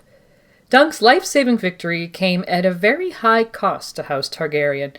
It's no accident that the entire conflict originated with Targaryens, and Dunk, who had never seen a dragon a week previously, had been pulled into a vortex of events from which no one would emerge unscathed. Daeron's dream, which he had so fearfully anticipated was about himself, in fact presaged the death of his uncle, and we'll have more on dragon dreams shortly. In the short term, House Targaryen would struggle to understand why their crown prince, arguably the best of them, would be taken from them in such a way. When Dunk paid his respects, Valar would put it this way: "My father was only 39. He had it in him to be a great king, the greatest since Aegon the Dragon. Why would the gods take him and leave you?" There was no answer Dunk could give to that, and he himself thinks that, quote, "the world made no sense when a great prince died so a Hedge Knight might live." As he sat contemplating his foot, the foot Baelor died to save, Maekar Targaryen arrived in his camp. Aegon had been sent to Lys, he announced, a banishment, indeed, if not in fact, for the shame and disaster he had brought upon his house. And he confirmed that it was his mace that indeed struck the fatal blow to his brother. The only other opponents the prince had faced that day were the Kingsguard, who didn't strike him according to their vows. The exchange between Maekar and Dunk is almost one of equals, for in this matter they are equals. Both were bowed beneath the guilt of Baelor's death, and both knew that the entire realm would never forget their roles in his death.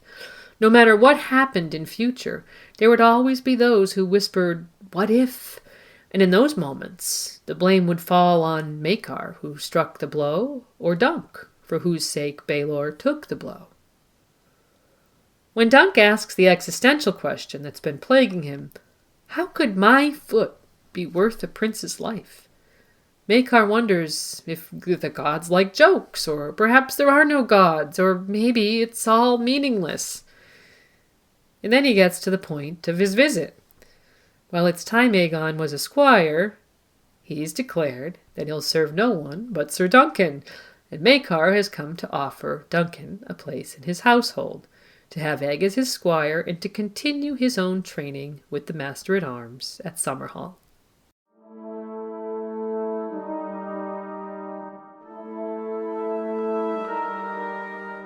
What shall it be, Dunk? Dragonflies or dragons? Dunk considers the offer, which seems to be the answer to everything he's ever wanted. But he's learned much and more about knighthood and princes in the past few days. And it was the last words of one prince, that the realm was in need of good men, that prompted him to tell this prince, "I will take your son as squire, your grace, but not at Summerhall, not for a year or two. He's seen sufficient of castles, I would judge. I'll have him only if I can take him on the road with me." Maekar, utterly incredulous, replies, "Aegon is a prince of the realm, the blood of the dragon. Princes are not made for sleeping in ditches and eating hard salt beef." Having drawn the line again between them, Prince Maekar thus erased that moment of equality they had. But something in Dunk's demeanor made him ask the Hedge Knight to speak plainly. And, as only a Hedge Knight can, Dunk did so. Daeron never slept in a ditch, I'll wager, and all the beef that Aegon ever ate was thick and rare and bloody, like as not. And so Maekar looked at Dunk for a long time before taking his leave without another word. Dunk could hear the dragonfly's wings as it flew above his pool, and it seems like he made his choice after all. But the next morning, Egg was there, dressed in old clothes and a plain brown cloak. His father had commanded him to serve Sir Duncan, and the first order of business Dunk gives him is to saddle the horses. They're going over the Red Mountains to Dorne, where Egg hears they have good puppet shows. And so ends the story of the Hedge Knight, a short story that truly gets better with each reread. George has said the Dunk and Egg stories are meant to be lighter than A Song of Ice and Fire, though he also expects they'll get darker as time goes on. This one in particular is truly a remarkable work, proving the simplicity and elegance of the short story form. George has had tremendous success with novellas and novelettes, and often recommends them as a favored type of fiction, especially for developing writers. They're notoriously difficult to write, as the form demands an economy of words, not something George is actually known for, but in perfecting the novella, a writer learns to make every word count. And perhaps that's why we love A Song of Ice and Fire so much. In spite of its great abundance of words, They all seem to matter and resonate with the reader, a skill George undoubtedly learned while tinkering with countless short stories and novellas. Hopefully this summary section has addressed a lot of the small moments, as well as bigger themes and metatextual points. In the rest of the episode, I'll talk dragon dreams and a handful of theories. But first, the major theme of this story is knighthood, and that's what I'll be looking at next.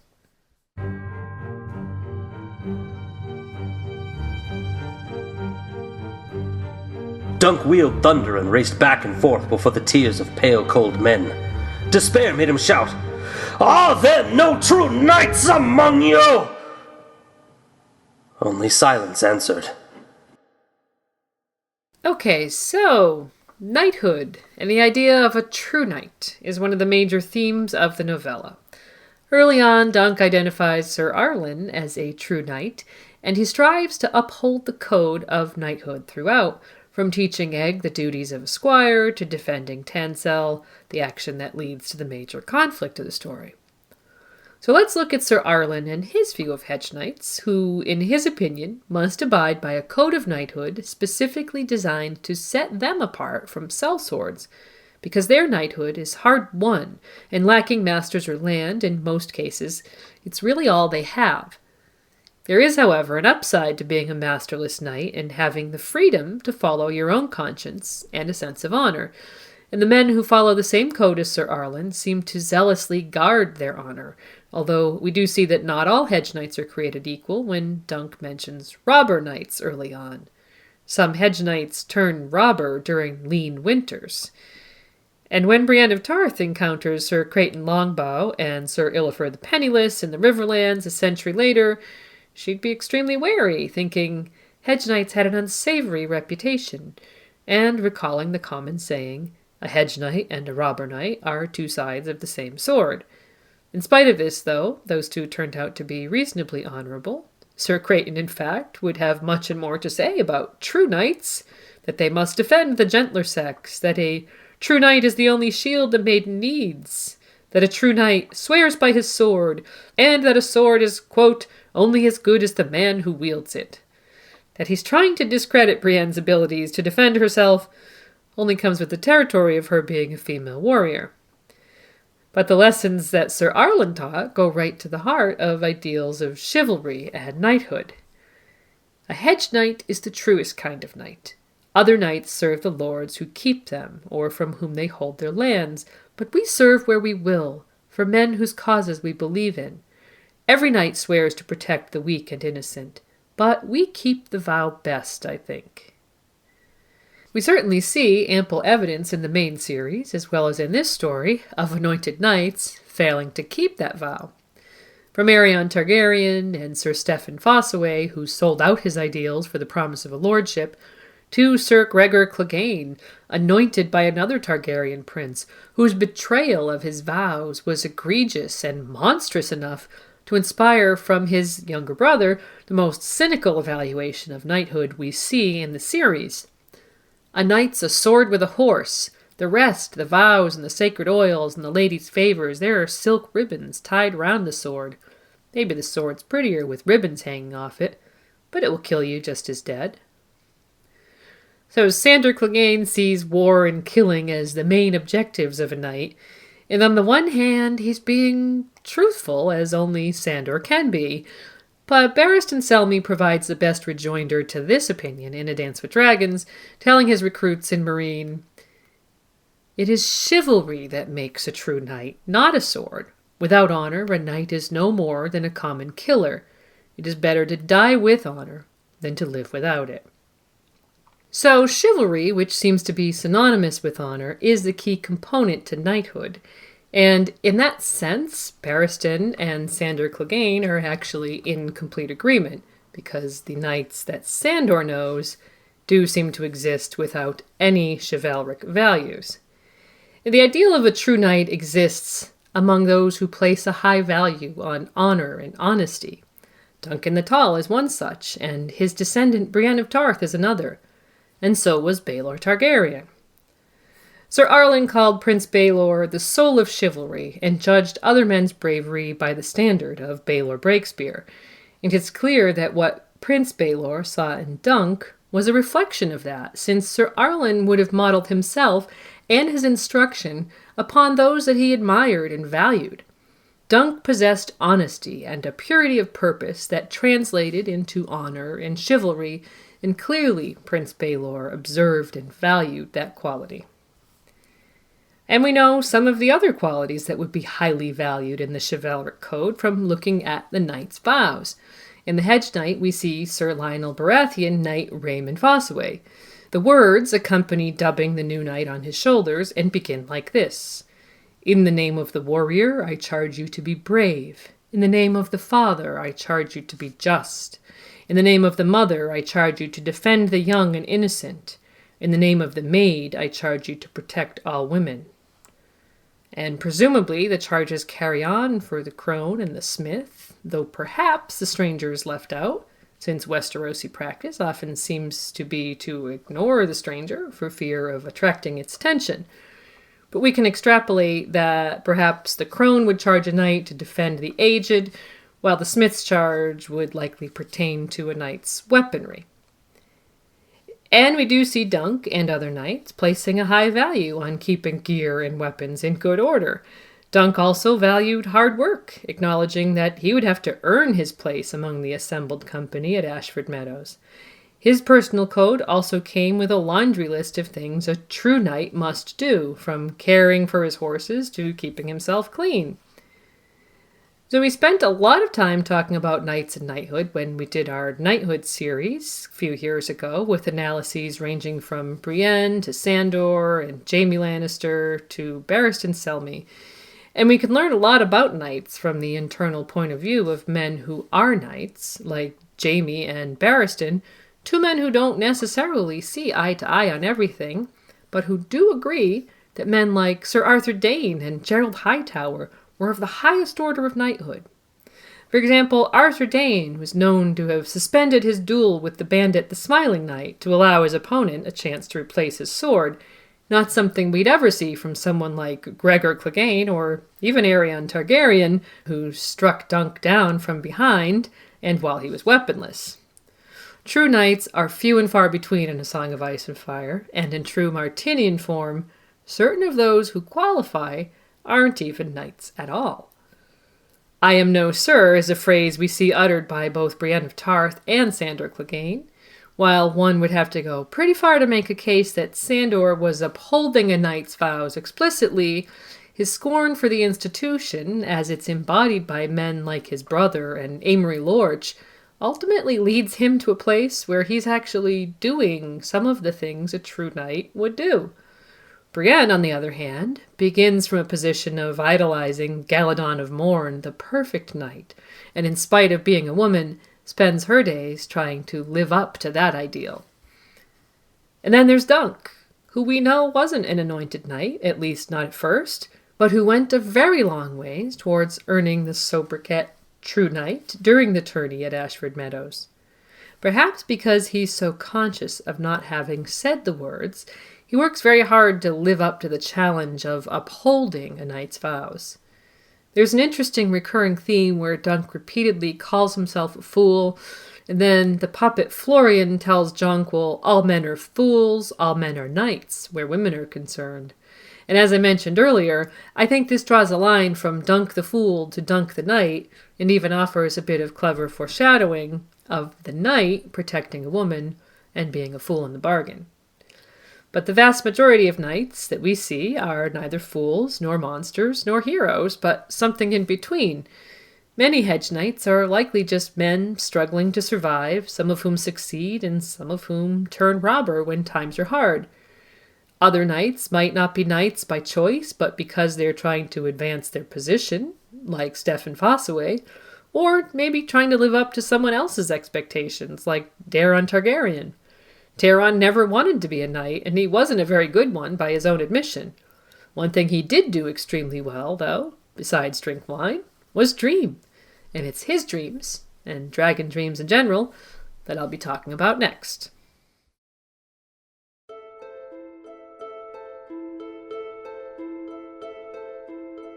I dreamed of you. You stay away from me. You stay well away.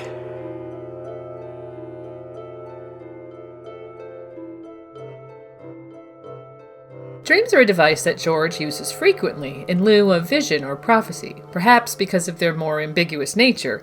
It's not always possible to say for sure whether a dream is just a dream or something more. No fewer than 11 point-of-view characters have dreams that are significant to the plot.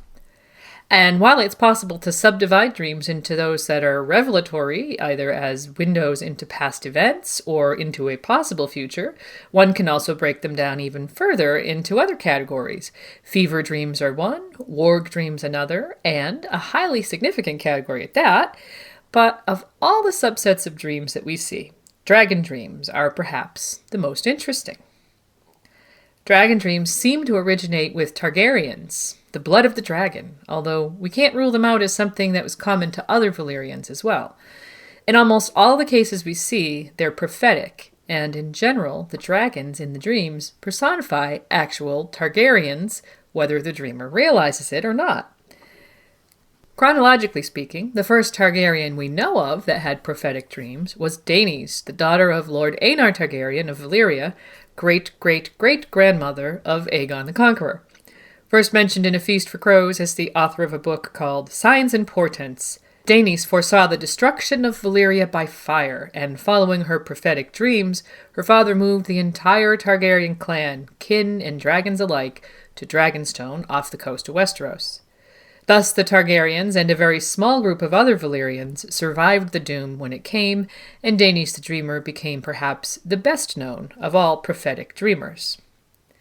But looking a little deeper at the story of Daenys might lead us to some interesting conclusions about dragon dreams. First of all, although we can't say for sure that dragons or Targaryens personified as dragons featured in her dreams, it's a reasonable hunch that they may have based on what we see in her descendants. Secondly, it seems highly unlikely that a dragon lord of Valyria would move his entire family and all their possessions to a small rocky waste in the narrow sea based upon an unsubstantiated dream by his maiden daughter, unless one of two things were also true. Either she had a proven history of prophetic dreams, or such dreams were commonplace enough among Valyrians, or Targaryens at least, that a high value was placed upon them. Or both.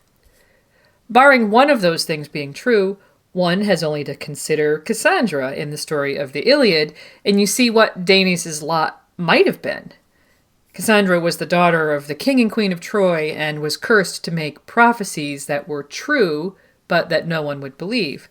She foresaw the outcome of her brother Paris's abduction of Helen of Sparta, the Trojan War, but no one would listen to her. So, in that case, a young woman prophesied her family's doom with tragic results, but by contrast, in the case of Daenys, her father listened to her and acted appropriately. And given the further history of dragon dreams that we know of, perhaps a reasonable assumption is that prophetic dreams come with the territory of being blood of the dragon, at least for Targaryens. In addition to Daenys, we know of numerous other Targaryens who seem to have dreamed of dragons. Daenerys dreams repeatedly throughout the main series, and in her dreams, members of her family are personified as dragons, often in ways that can be interpreted as prophetic.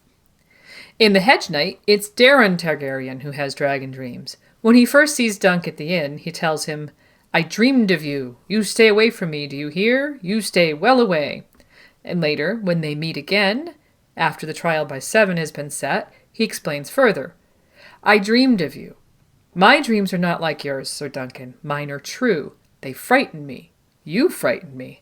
I dreamed of you and a dead dragon, you see, a great beast, huge, with wings so large they could cover this meadow. It had fallen on top of you, but you were alive, and the dragon was dead."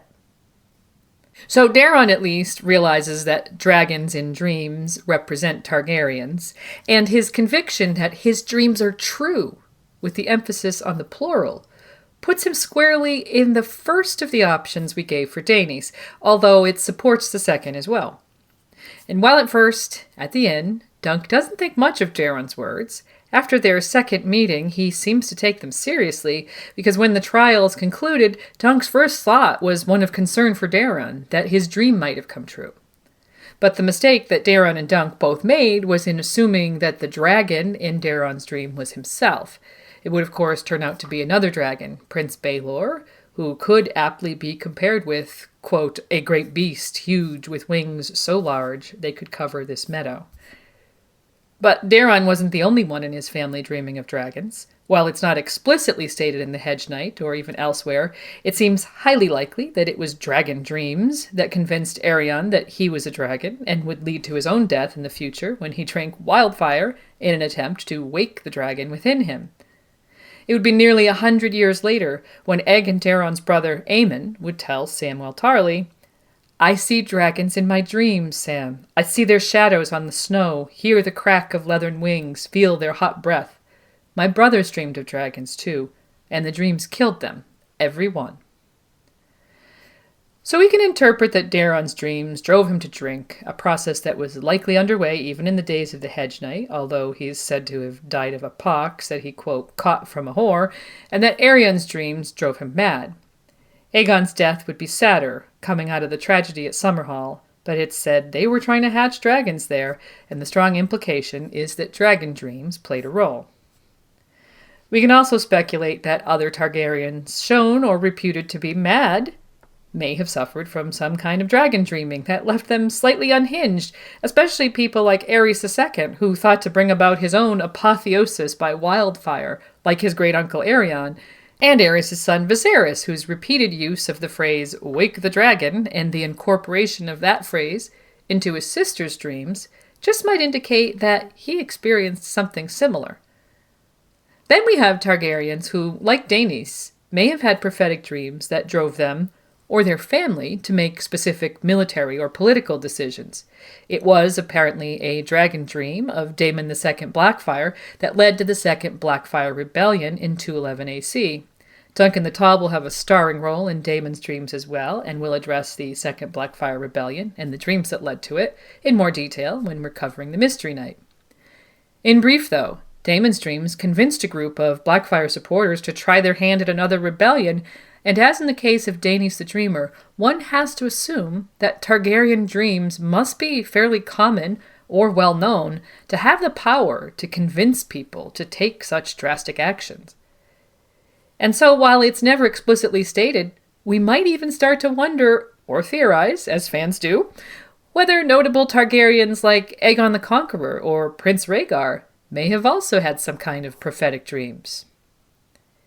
It's interesting to contemplate if it was dreams that led Aegon to decide the time had come to conquer and unify Westeros, and one of the key moments in Rhaegar's backstory, as relayed by Barristan Selmy to Dany in A Storm of Swords, deals with his sudden decision that he must learn to be a warrior. As Barristan, then going by Arstan Whitebeard, puts it, "One day Prince Rhaegar found something in his scrolls that changed him. No one knows what it might have been, only that the boy suddenly appeared early one morning in the yard as the knights were donning their steel. He walked up to Sir Willem Darry, the master-at-arms, and said, 'I will require sword and armor. It seems I must be a warrior.'" Well, tilt your perspective for a minute and contemplate the possibility that Rhaegar had a dream that changed him. While he was well known as a scholar, he was also melancholic and dreamy. We certainly can't rule out the scrolls, and that's the likely explanation. But if you recall how concrete Barristan Selmy is and how unlikely he is to consider a more mystical explanation, and that this is the only source we have for this tidbit of information, well, maybe dreams did play a role. Unreliable narrators aside, based on everything we know about the Targaryen dynasty, it seems reasonable that dragon dreams might have come into the story of Rhaegar, and in fact may have shaped Targaryen history in many more ways than we're presently aware. And so, having mentioned all of her male family members, we should also talk about Daenerys, who has dragon dreams starting in A Game of Thrones that continue across A Clash of Kings, A Storm of Swords, and A Dance with Dragons. Her dreams involve her unborn son and herself, both personified as dragons, and her brothers Viserys and Rhaegar play prominent roles in them as well. Dany's dreams seem frequently prophetic, even if sometimes only in a self-discovery mode. And speaking of prophecy, her vision quest in the House of the Undying, while not exactly a dream, does have a single element that supports the idea that Rhaegar may have had dreams, or at least visions of some sort. While traveling down the corridor of the House of the Undying, Dany comes across a doorway through which she sees a man who resembles her brother Viserys and a woman with a newborn babe. The babe is named Aegon, and the man says, "He has a song," the man replied. "He is the prince that was promised, and his is the song of ice and fire." This has been confirmed by George to be Rhaegar and Aelia, and in A Feast for Crows, we learn that a comet, and possibly something else, led Rhaegar to believe that his son fulfilled an ancient prophecy about a promised prince. But whether the prophecy also had an element pertaining to the three-headed dragon of the Targaryen sigil, or if that was Rhaegar's interpretation, we don't know for sure. We do know that in Dany's vision, her brother apparently sees her watching from the doorway. He looked up when he said it, and his eyes met Dany's, and it seemed as if he saw her standing there beyond the door. "There must be one more," he said, though whether he was speaking to her or the woman in the bed, she could not say. "The dragon has 3 heads." Now, this has always struck me as an odd bit of the vision, where Dany seems to bridge the gap of time and space and actually become visible to Rhaegar in the past for a moment. We don't fully understand everything that happened in the House of the Undying, as it seems to go far beyond a typical vision, and it definitely isn't a dream per se. So why would this part of a bizarre vision be pertinent to a discussion of dragon dreams? And the answer, again, requires a bit of a change of perspective. Considered from Rhaegar's point of view, if indeed Dany somehow transcended time and space in that moment, and he himself had an actual vision of her in the doorway, might this not fall into the category of dragon dreams for him? I mean, how else would someone explain this type of vision, especially in a family known for having true or prophetic dreams? So, based on available data, we conclude that there seems to be some quality inherent in Targaryens, which may have extended to other Valyrians in the past, that leads them to have highly unusual dreams featuring dragons. These dreams may be related to their close connection with dragons, which, even in the low magic realm of A Song of Ice and Fire, are painted as highly magical beasts, as their apparent extinction led to magic leaving the world, and their rebirth has brought it back. In Dany's point of view, we see a variety of dragon dreams that look at the past, at her own identity, and very likely her future, and she almost certainly sees morrows never made when dreaming of her unborn son in A Game of Thrones. Her son was tall and proud, with Drogo's copper skin and her own silver-gold hair, violet eyes shaped like almonds. And he smiled for her and began to lift his hand towards her. But when he opened his mouth, the fire poured out. She saw his heart burning through his chest, and in an instant he was gone, consumed like a moth by a candle, turned to ash. And that, of course, is when she knows that her son hasn't survived his premature birth, and like any good Targaryen, his end is writ in the flames there. The relatively steady rate of dreams in Dany's arc supports the idea that such dreams may be more common than not with those who are blood of the dragon, as does Daeron Targaryen's words to Dunk, "My dreams are not like yours, mine are true." The implication that this dream of the tourney isn't the first one Daeron has had, and that he's had sufficient experience to know that his dreams either predict or reveal reality, supports the idea that these dreams are an inherent Targaryen trait akin to their silver hair and purple eyes.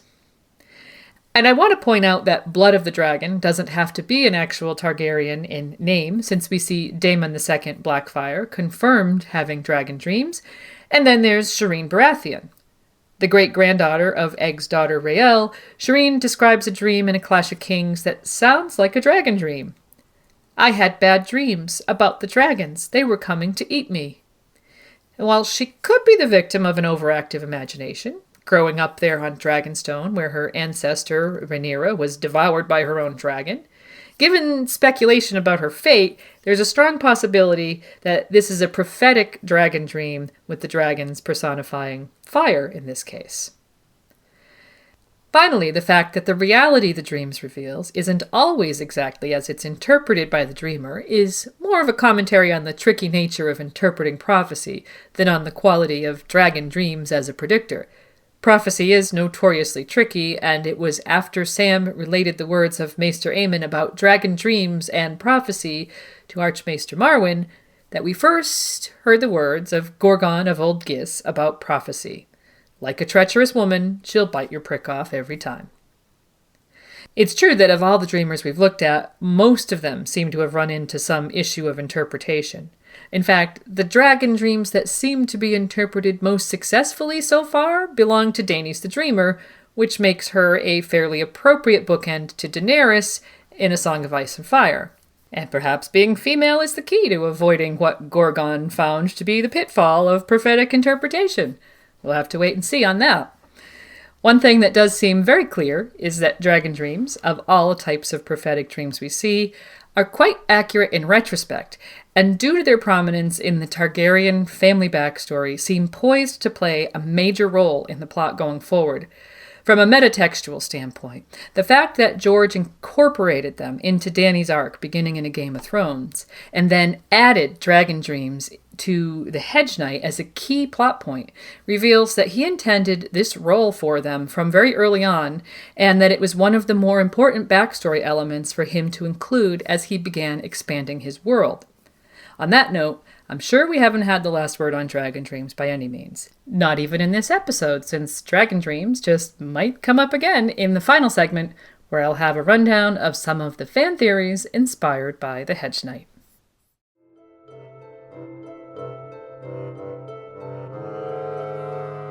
I dreamed of you. My dreams are not like yours, Sir Duncan. Mine are true. They frighten me.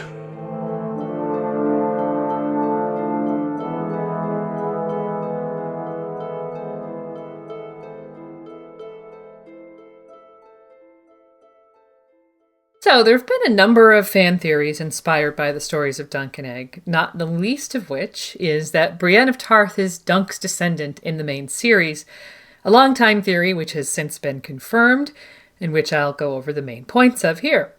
I'll also look at a lesser-known theory called Dragonfly Among the Reeds, which I find kind of interesting, and a third, relatively common, if not frequently discussed, theory that I'll focus the most on and am calling the Lord Commander's Foot. So first, let's address Brienne of Tarth. Very soon after The Hedge Knight was released, fans started asking George if we see any of Sir Duncan's descendants in the main series. Initially, his answer was the usual cagey maybe, until December 2000 at a book signing for A Storm of Swords, when he did answer a fan's query in the affirmative. I already mentioned one of the possible hints at a similarity when describing Dunk's combat with Aegon Targaryen in the melee. That was a parallel that, if it was intended, was laid out in 1998 with the publication of The Hedge Knight and Clash of Kings. It was in A Storm of Swords, published in 2000, that we saw a couple of new and stronger hints. Both come from Jaime Lannister, who asks Brienne, "Are you as thick as a castle wall?" A seemingly common saying in Westeros that was also used to describe Dunk. And then when Jaime returns to rescue Brienne from the bear pit at Harrenhal, he says, "I dreamed of you." The exact words Prince Daeron used to Dunk twice in The Hedge Knight. In 2003, with the publication of The Sworn Sword, George may have laid another hint, although this one was buried pretty deep, and the reveal wouldn't come until The World of Ice and Fire revealed certain genealogical details about the Lannisters in 2014. Rohan Weber, whom Dunk experiences a good deal of romantic tension with in The Sworn Sword, turns out to be Jaime Lannister's great-grandmother. Given the tension between Jaime and Brienne, this relationship turns out to be a really neat parallel, hidden in the details of history. Finally, in 2005, with the release of A Feast for Crows, we got a motherload of clues, coming after George confirmed to fans that there would be a descendant of Dunk's in that volume. When Brienne leaves King's Landing, she's bearing an oak shield with the black bat of Lothston on it, found in the armory at Harrenhal by Jaime. It's noted more than once that the Lothston shield is bad luck, and also by Sir Illifer the Penniless that the device isn't hers to bear. Now, this is already similar to Dunk, who was told by Prince Baelor in The Hedge Knight that Sir Arlen's device was not his to bear, and who would wear a hanged man upon his shield in the Mystery Knight and be told how unlucky it was. When Brienne seeks out a painter in Duskendale to repaint her black bat shield, she describes the design she wants. It says, "Your door reminded me of an old shield I once saw in my father's armory." She described the arms as best as she could recall them. And when she returns to retrieve the shield, we get a full description.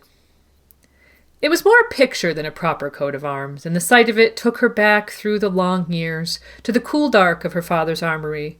She remembered how she'd run her fingertips across the cracked and fading paint, over the green leaves of the tree, and along the path of the falling star. Compare that to the description of Dunk's shield, painted by Tansal Tutal in the Hedge Knight. The sunset colors were rich and bright, the tree tall and strong and noble. The falling star was a bright slash of paint across an oaken sky. So the shield was a match, and then there's the squire. Both Dunk and Brienne travel the countryside accompanied by their loyal squire. Pod and Egg are quite different, but they're alike in their devotion to their masters, and of course, having a three-letter name, the names Pod and Egg even have similar connotations as words relating to the propagation of life. Go figure. Add the well-established size of both Dunk and Brienne, their shared devotion to the institution of knighthood, and the fact that both will experience a spectrum of knighthood from Hedge Knight to Kingsguard, while at the same time being outsiders. And so far as we know, neither is an anointed knight, though for different reasons. And in Dunk's case at least, that might change. Finally, another textual Easter egg came at the end of Brienne's A Feast for Crows arc when she's told she has a choice, sword or noose in her case, which echoes down the years from Baelor Breakspear telling Dunk, "You have another choice," when offering the options of choosing a trial by battle. Sword or noose indeed, at least metaphorically. And the last thing to mention in the way of hints and evidence is George's comments when asked after A Feast for Crows if he would reveal Dunk's mystery descendant. He said, "I gave a pretty strong hint in the new book." And when the questioner told him that he suspected Brienne, but thought that was too obvious and that George would be more subtle than that, George said, "You think?" So now having laid out the case, fast forward or rewind, have it your way, to 2016, when George was a guest of honor at Balticon 50, a sci-fi and fantasy convention in Baltimore, Maryland. I was there, along with a lot of other folks from the fandom, and during a book signing, fellow fan Kristen Trito, who's a moderator at the A Song of Ice and Fire Facebook group, asked him, "Will we ever learn how Brienne descends from Dunk?" George answered, "Eventually. All will be revealed in time." So, with a very well-phrased question, at long last, Brienne of Tarth, as a descendant of Sir Duncan the Tall, was confirmed, and for the record, after the fact, Adam Whitehead of the Wort Zone spoke with one of George's assistants just to make sure that that was his intention, and she was able to confirm the confirmation. Although the question of how that relationship came to be, and why Dunk's shield ended up in an armory on Tarth, is still shrouded in the mists of history, so the mystery isn't entirely solved, and there's still room for plenty of fan speculation. As George would say, we'll have to keep reading. Okay, now for the second theory. And this one doesn't have much to do with Dunk and Egg per se, but rather with one of Egg's children. But as it was inspired by a line from the Hedge Knight, I thought it would be fun to include it. It's not commonly known and is one of those hidden identity theories that thrive in various forums. And while there are elements that might seem unlikely as we've received more backstory about Egg's family, it hasn't been completely ruled out, and at its heart, it contains some ideas that I find pretty interesting. The theory is called Dragonfly Among the Reeds, which is taken from this line in the Hedge Knight. He sat naked under the elm while he dried, enjoying the warmth of the spring air on his skin as he watched a dragonfly move lazily among the reeds. Why would they name it a dragonfly, he wondered. It looks nothing like a dragon. This line goes on with Dunk's thoughts about dragons and never having seen one, which I mentioned earlier. The fan, going by the name Ibison from Ibn, who originally posted this theory in 2013, which can be found in full at westeros.org, postulated that Jenny of Oldstones was one of the Crannogmen, a member of House Reed, in fact, and that when she and Egg's son, Prince Duncan the Small, married, they had a son named Howland. The release of The World of Ice and Fire in 2014 presented some logistical issues, but nothing that couldn't be resolved by an adjustment or two, and so it hasn't been ruled out completely. First, a few facts about Prince Duncan and his Jenny. Prince Duncan was Aegon V's eldest child, likely born sometime in the 220s. In 239, he defied his father's wishes and broke his betrothal with Lord Lionel Baratheon's daughter that had been made a couple of years previously to marry the, quote, strange, lovely, and mysterious woman Jenny of Oldstones. Though Jenny claimed descent from long-dead kings of the First Men, perhaps from House Mud, the very kings who once inhabited Oldstones, and that we hear about in Catelyn's point of view in A Storm of Swords, she was widely assumed to be of peasant stock. Whatever her background, she was unsuitable as wife for the crown prince, who was already betrothed to another in any case. But Duncan stubbornly refused to set her aside and honor his betrothal to Lord Lionel's daughter, instead choosing to abdicate his position of Prince of Dragonstone and his rights to the crown. The title Crown Prince passed to his brother Jaehaerys, and Prince Duncan was henceforth known as Prince of Dragonflies. So there's the connection to the line from the Hedge Knight. Prince of Dragonflies is likely a joke or an insult, but it's never exactly explained where it came from. Jenny herself was eventually accepted by the royal family as Lady Jenny and was beloved by the small folk. The pair became the subject of many songs, and surely their deaths at the tragedy of Summerhall in 259 AC did nothing to change that. So while it's never mentioned in The World of Ice and Fire or elsewhere that the two had children, it's also of note that Egg's sisters, Rhae and Della, are known to have had children, but their marriages and offspring aren't noted yet in any family tree, meaning that it's possible that Targaryen descendants from that branch exist that are still hidden from readers. And although the timeline offered by The World of Ice and Fire probably rules out Howland as their son, unless he was born quite late in their 20-year marriage and not long before their deaths, it's still possible that Howland could be a descendant.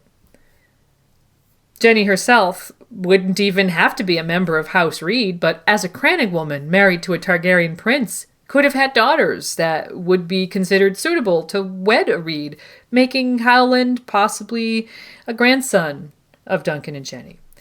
The original post contains some speculation about implications of the theory that, if true, wouldn't be changed by any of these adjustments, although they weren't the elements that I found most interesting or likely. I'll leave the merits of the theory for you to decide, and while for my part I don't necessarily believe there's an explicit connection between Duncan the Small and House Reed, I can't rule it out, and I definitely like the idea that Jenny was one of the Crannog men. Their noted close relationship with the Children of the Forest fits well with Jenny's companion, the Woods Witch, also known as the Ghost of Highheart. Not to mention that the fact that she appears to have been seen as an outsider by locals around Oldstones might be explained by her originating in the Neck, just north of the place her prince found her. And I loved the connection drawn between the Prince of Dragonflies and his namesake Sir Duncan watching a dragonfly among the reeds all those years ago. And now, finally, we come to the third theory, which is the theory that could explain Sir Duncan's entire raison d'etre. In the aftermath of Baelor Breakspear's death, as I mentioned, Dunk has an existential crisis of sorts. In his interview with Prince Maekar, he puts it like this: "If I had not fought, you would have had my hand off, and my foot. Sometimes I sit under that tree there and look at my feet and ask if I couldn't have spared one. How could my foot be worth a prince's life?" Maekar, engulfed in his own crisis, is not even sure that gods exist and wonders if the tree offers any answer. Dunk replies, "None that I can hear. But the old man, Sir Arlen, every day at evenfall he'd say, 'I wonder what the morrow will bring.' He never knew, no more than we do. Well, mightn't it be that some morrow will come when I'll have need of that foot, when the realm will need that foot even more than a prince's life?" And so naturally, with a statement like that to go on, speculation in the fandom is that one day Sir Duncan will do something so heroic that the realm will be forever in his debt. Certainly, being a true knight Egg's mentor and eventual Kingsguard, might count as making a difference to the realm. And the mere fact of having a foot made it possible for him to do all those things. Even some of the small experiences that we see in the Duncan Egg novellas, saving Rohan Weber from marrying Lucas Longinch, thus leaving her free to eventually become the great-grandmother of Jaime Lannister, who would save King's Landing from the madness of Egg's grandson, or having a role in foiling the plot that would have launched a second Blackfire rebellion at White Walls in the Mystery Night, thereby saving untold hundreds or thousands of lives, might qualify as pretty far-reaching heroism. But many fans think there has to be something more, something so significant that the realm's very survival may have hung in the balance. Besides the events of the 3 novellas, and a handful of other tantalizing tidbits, what we know of Sir Duncan the Tall is that he would eventually become the Lord Commander of Aegon V's Kingsguard. This honor would have come relatively late in Dunk's life, when he was in his 40s, and considering we first meet him when he's a youth of 16 or 17, that leaves many years unaccounted for that he could have been doing amazing, heroic, realm-saving things. And very likely he was, but we're going to actually look ahead to the end of Dunk's life, which we know came about in 259 AC when he was in his late 60s. Late in Aegon's reign, the king had become obsessed with the idea that dragons would enable him to enforce many of the reforms he wished to put in place to benefit his beloved small folk that his powerful lords were less than enthusiastic about. Encouraged by his lifelong dragon dreams, Aegon commissioned searches the world over for lore that would help him to bring dragons back to Westeros. As far away as Ashai by the Shadow, he searched, and while we don't know what he found in his searches, there's a strong implication that he found something, since he gathered his family, the blood of the dragon, about him in 259, ostensibly to celebrate the birth of his first great-grandchild to his grandchildren, Aerys and Rhaella, at Summerhall. The very name Summerhall was once associated with pleasure and idols, the castle built there by Daeron II serving as the seat of numerous princes of House Targaryen, including Aegon V's father Maekar. Daeron was married to the Dornish princess Maria Martell, and I'm going to speculate that he may have built Summerhall to be something akin to the Water Gardens from her home, a place where the ruling family could escape the pressures of their capital city. But by the time of the events in A Song of Ice and Fire, quote, the word was fraught with doom, and that is because of the events that took place there in 259. We don't know exactly what happened, except that the blood of the dragon gathered with 7 dragon eggs to honor the 7, that there were pyromancers and wildfire and what Barristan Selmy would later term sorcery. It's possible that there were 7 Targaryens present, 1 for each egg, if you include the newborn Rhaegar, and even more possible that a dream of a dragon being born at Summerhall played a role in the plan. In what was an apparent effort to hatch dragons from the 7 eggs, a conflagration was started that quickly grew out of control and destroyed the castle, killing several family members, even as the birth that they had gathered to celebrate was taking place. Among the dead would be Aegon himself, his son Duncan the Small, and most likely his wife, Lady Jenny. Prince Jaehaerys would survive, and his children Aerys and Rhaella and their newborn son Rhaegar. We don't know the fate of Queen Betha, whether she was present and survived, or whether she perished in the flames, or perhaps had died some time before. The same goes for numerous other members of Aegon's family that may have been invited, though we do know that Princess Shera, at least, outlived her father, though whether she was present hasn't been confirmed, though we do find it likely that she was. The only other significant known casualty would be Sir Duncan the Tall. And the World of Ice and Fire gave us a little insight into the tragedy, with a fragment of text allegedly left behind by Archmaester Gildane, who was the last maester to serve at Summerhall. In the fragment, he mentions the details of the family gathering, the eggs, the pyromancers, and then it says this: many words are missing, but we can guess the context. Flames grew out of control, towering, burned so hot that died, but for the valor of the Lord Command. Then that's it. That's our window into the end of Dunk's life, and it's here that our speculation on his significance to the realm should focus. On that day of tragedy, someone, or some people, would have died but for his valor. This is no surprise, given the Dunk we know, and the vows that we know he'll have taken to defend and protect members of the royal house. Of the known survivors that may have been saved by Sir Duncan, the focus most often falls upon Rhaella and her newborn son. While Jaehaerys and Aerys could well have escaped on their own, a young woman recently brought to bed with a child does seem the most likely to have needed assistance. We can imagine Sir Duncan carrying Rhaella and Rhaegar to safety and then returning to the Inferno to look for Aegon or his namesake Prince Duncan and perishing in the process. And once again, his foot in this case may be a metaphorical reference, as in the mere existence of a foot, of him having a foot rather than an amputated limb, gave him the power to perform this act. Or some fans speculate that he did something that actually involved his foot, like kicking down a door, for instance. But what thanks should the realm give for having exchanged Baelor Breakspear, a prince who, quote, had it in him to be a great king, the greatest since Aegon the Dragon, for a newborn babe that would grow up to become the flashpoint of a rebellion that led to the downfall of his house? Well, the answer very possibly lies in the scrolls of dragon lore that Aegon V had collected, or at least in some scrolls that resided in the library at the Red Keep, or perhaps on Dragonstone. We know that Rhaegar would grow up to be a scholar, among other things, and that he was melancholic, always haunted by the memory of Summerhall.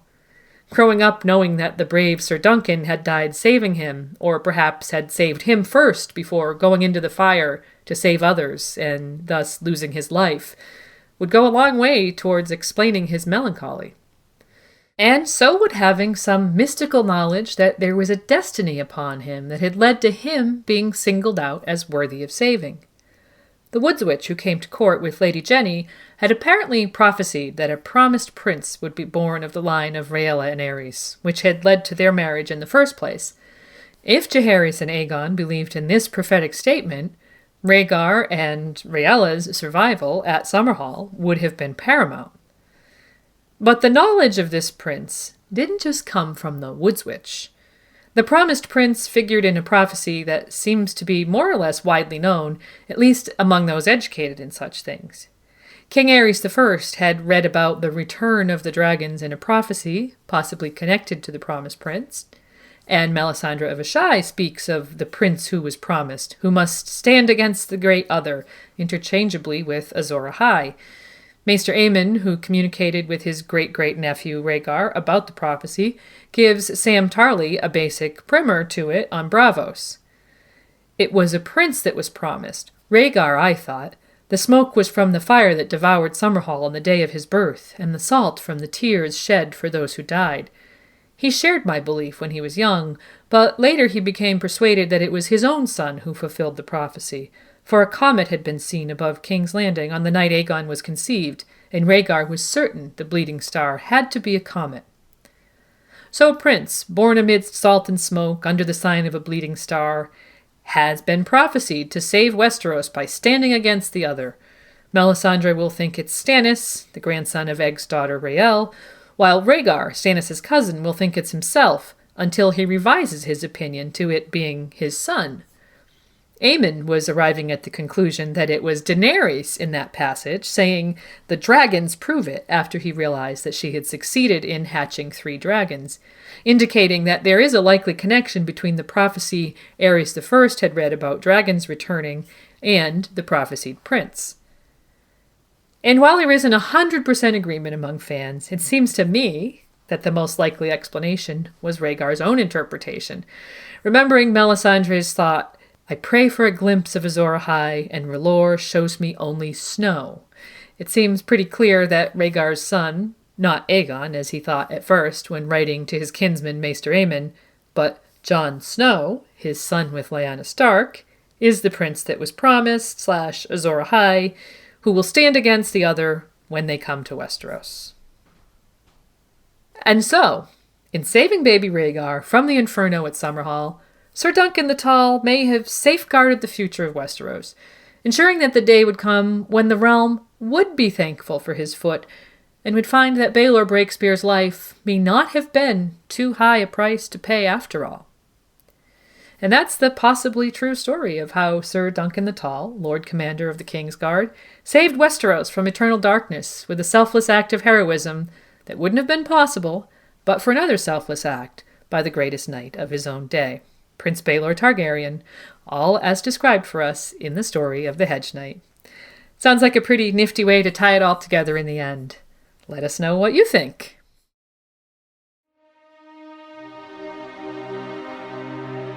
Mightn't it be that some morrow will come when I'll have need of that foot? When the realm will need that foot, even more than a prince's life.